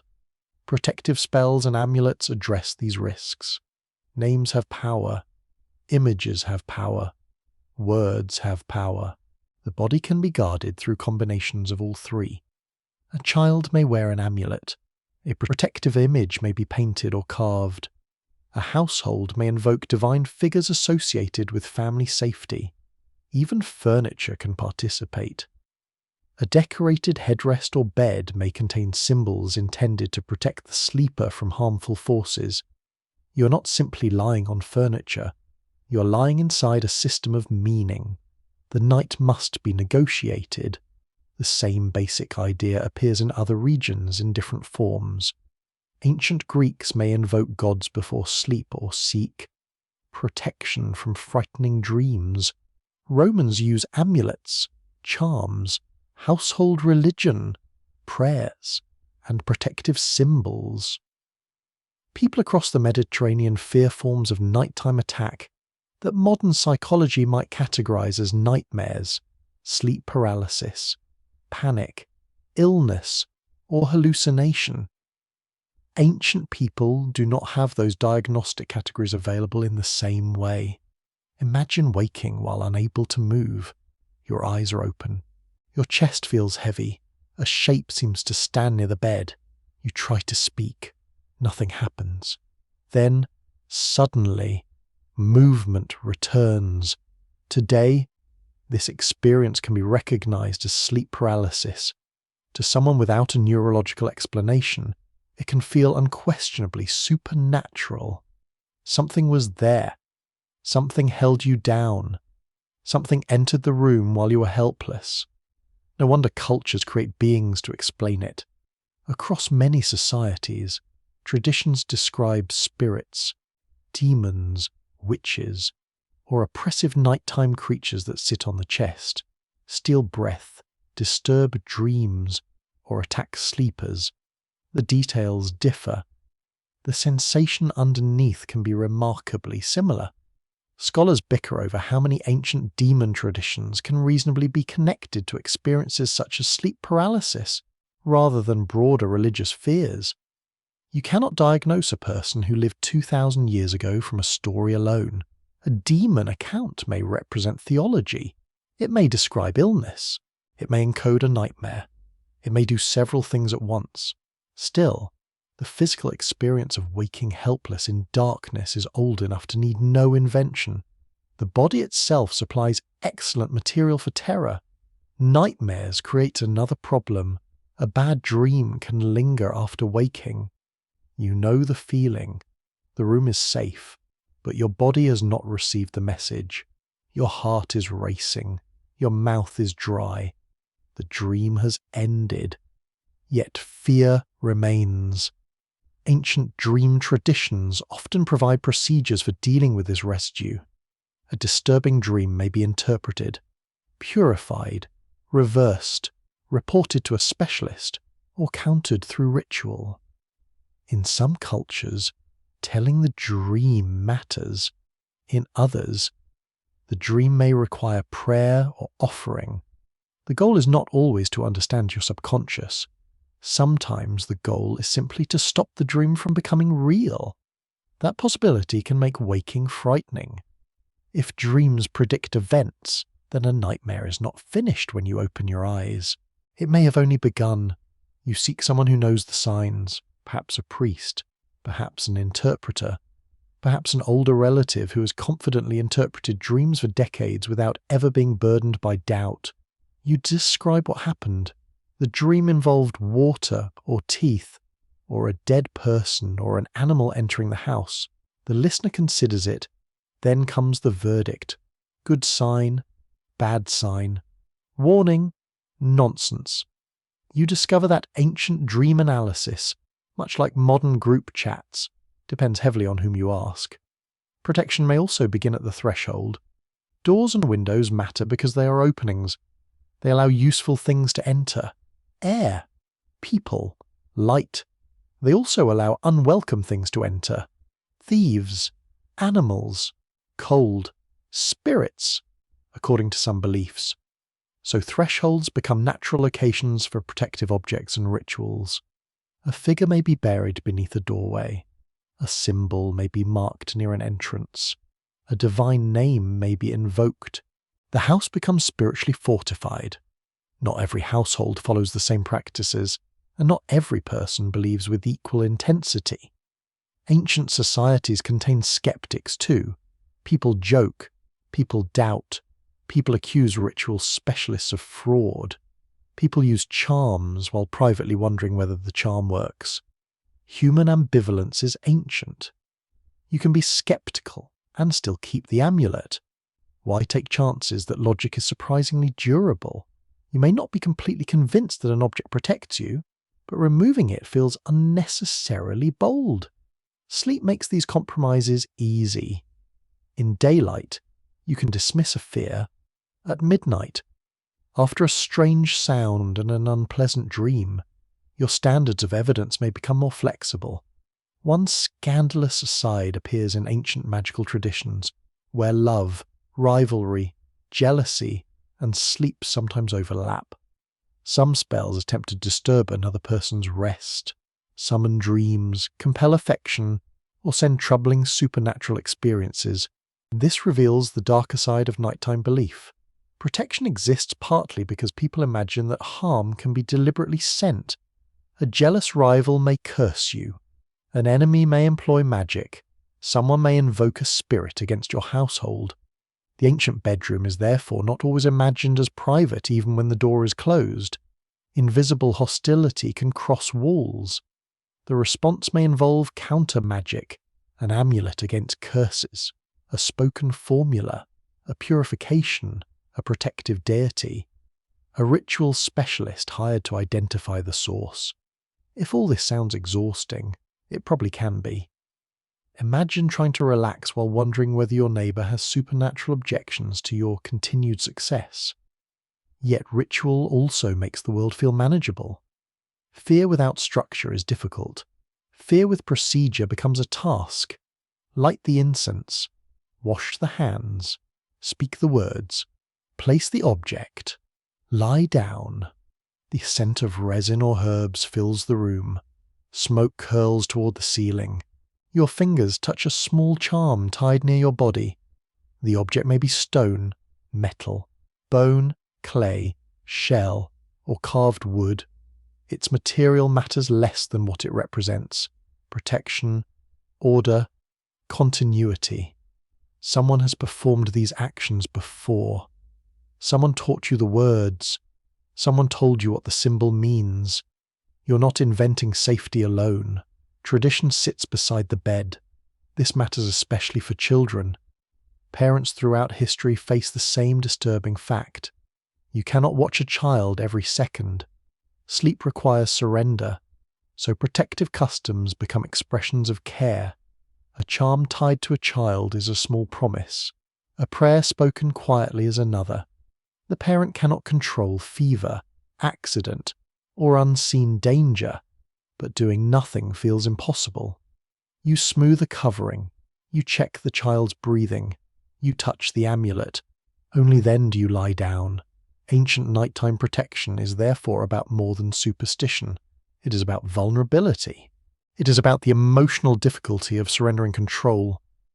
It is about living in a world where illness can appear suddenly and explanations are incomplete. It is about parents trying to protect children, travelers fearing unfamiliar places, sick people fearing dreams, householders fearing thieves, ghosts, curses, and whatever just made that noise near the door. The protective object does not need to solve every danger. It needs to make the darkness feel less empty. Your lamp is extinguished. The room disappears. A faint trace of incense remains. The charm near your hand is cool. You hear nothing unusual now. No footsteps. No whisper. No scratching at the threshold. Whatever powers you believe in, whatever explanation you prefer, the ritual has done one practical thing. It has given the night an ending. The words have been spoken. The doorway is guarded. The object is in place. There is nothing more for you to do. Your shoulders loosen. Your breathing settles. And for a few quiet hours, the invisible world can look after itself. Morning begins without an alarm. A pale line appears at the horizon, and your body notices the change before you consciously decide that the night is over. Birds begin calling. Air temperature shifts. Human voices return. Somewhere nearby, a fire is stirred into usefulness again. You open your eyes. For all the enormous distance between your life and the lives of ancient sleepers, the body doing the waking is remarkably familiar. You still possess the same basic biological machinery. Light reaches your eyes and helps regulate your internal clock. Sleep pressure rises during waking hours and eases during rest. Body temperature changes across the daily cycle. Different stages of sleep alternate through the night. Human culture can reshape bedtime dramatically. Biology gives culture something flexible to work with. That distinction matters because ancient sleep is often romanticized. You may hear that people once slept perfectly because there were no phones, no electric lights, no office emails, and no neighbor watching television through a wall at midnight. It sounds comforting. It is also too simple. Ancient people certainly escape some modern disturbances. They do not receive work messages at 11:30 at night. They do not accidentally spend 40 minutes watching short videos because one more seemed harmless. They do not wake to a glowing screen announcing 12 notifications, 3 advertisements, and a software update. But their nights contain problems of their own: pain, cold, heat, illness, noise, parasites, crowding, infant care, danger, hard labour, hunger, uncomfortable surfaces, and depending on the household, at least one person who snores as though personally attempting to frighten wolves away. There is no lost golden age in which every human falls peacefully asleep at sunset and wakes naturally refreshed.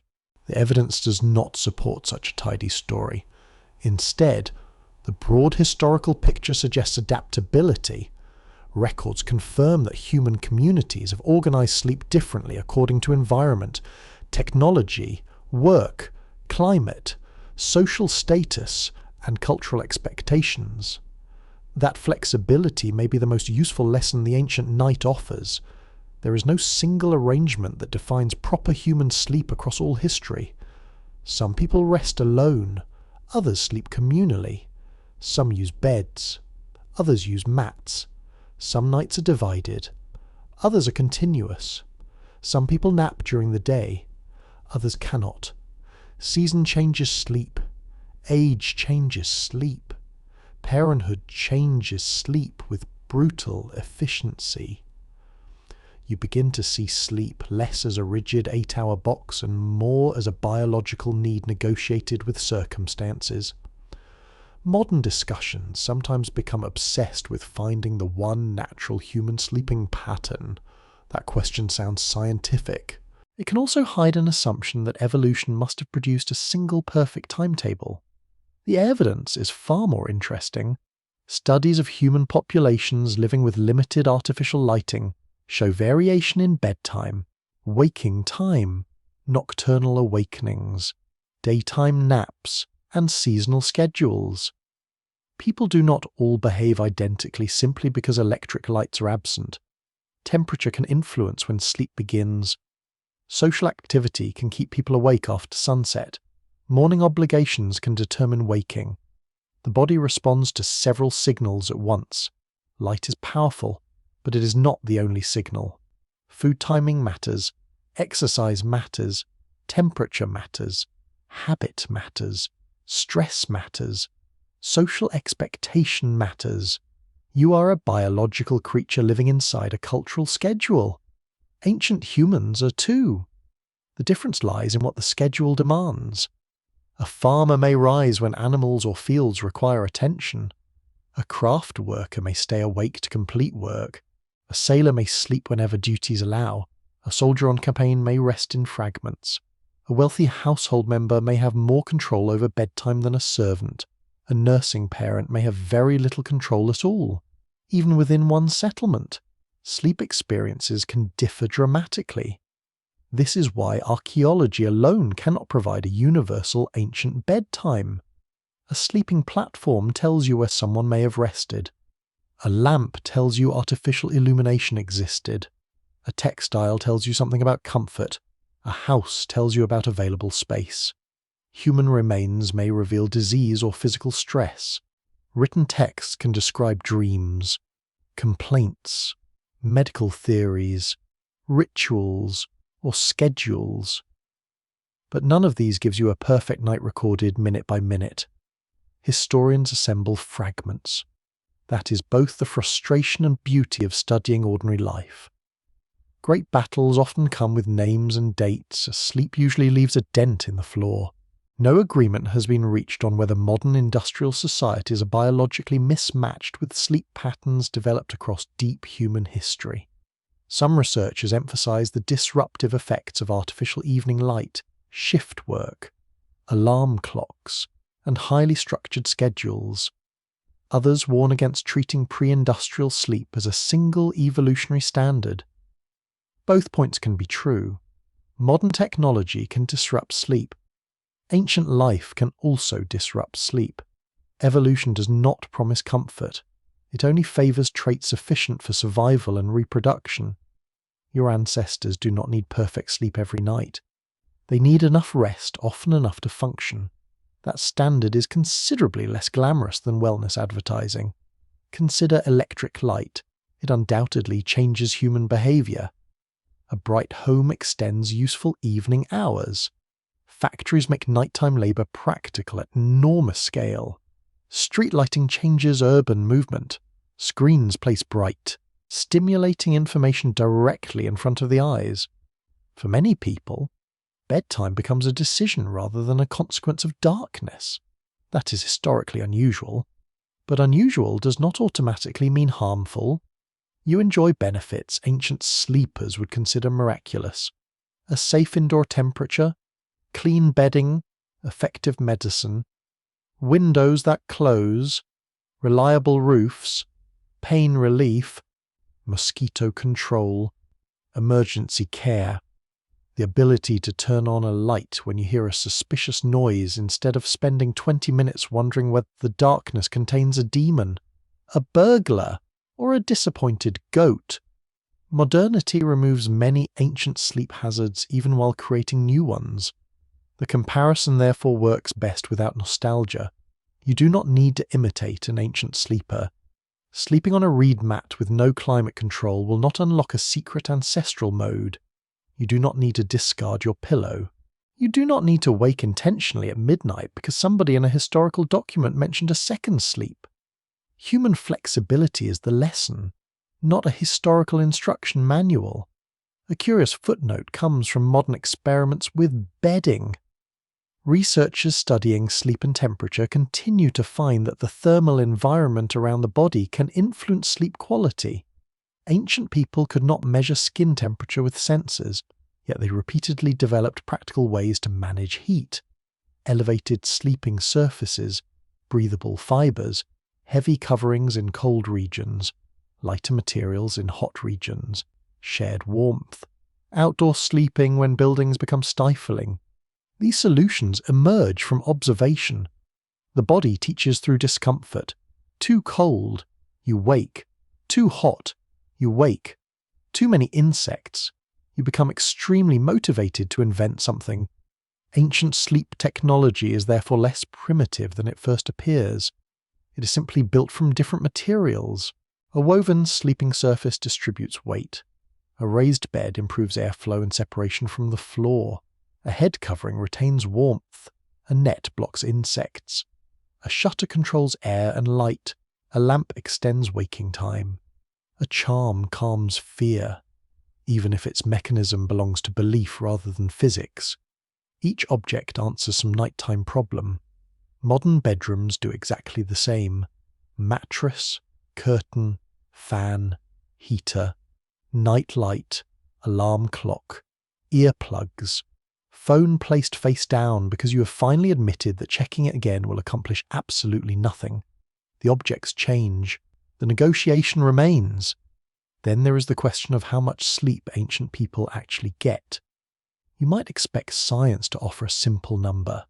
It does not. Reconstructing average sleep duration thousands of years ago is extraordinarily difficult. You can measure modern populations. You can conduct laboratory experiments. You can analyze historical descriptions. You can compare societies. But you cannot attach a sleep monitor to a Bronze Age farmer. Claims that ancient humans universally slept much longer than modern people should therefore be treated cautiously. So should claims that they universally slept less. The likely reality is variation. Seasonal variation may be especially important. Long winter darkness changes opportunities for sleep in higher latitudes. Summer light shortens darkness. Agricultural labour varies across the year. Harvest season may demand exhausting days. Periods of lower workload allow different routines. Ancient time is not standardized by identical office hours from January to December. Nature changes the schedule. This can make sleep more seasonal than modern urban routines allow. You feel the difference simply by imagining winter without electric light. Sunset arrives early, the evening stretches. There are tasks to perform by fire or lamp, but illumination is limited. Night feels long, then summer comes, twilight lingers, work continues, heat may delay sleep, the annual rhythm enters the bedroom. Modern life tries hard to flatten these changes. The alarm rings at the same time in winter darkness and summer brightness. The workplace opens according to the clock. Indoor lighting keeps evenings consistent. Heating and air conditioning reduce seasonal temperature differences. You gain predictability. You lose some environmental variation. Neither system is automatically superior. One gives control, the other gives responsiveness. Your body lives somewhere between them. Sleep scientists today still debate how modern schedules interact with individual chronotypes. The natural tendency some people have toward earlier or later sleep timing.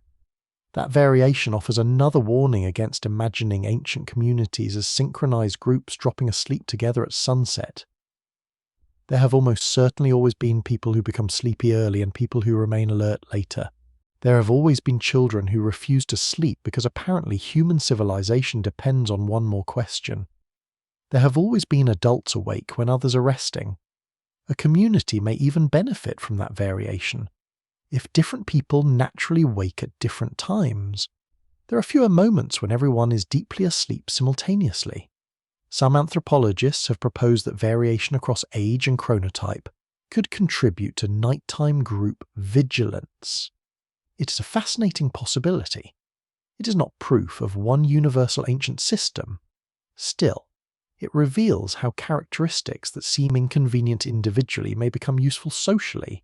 The older person who wakes early, the teenager who stays awake late, the parent disturbed by an infant, the light sleeper. Together, they create a night filled with overlapping awareness.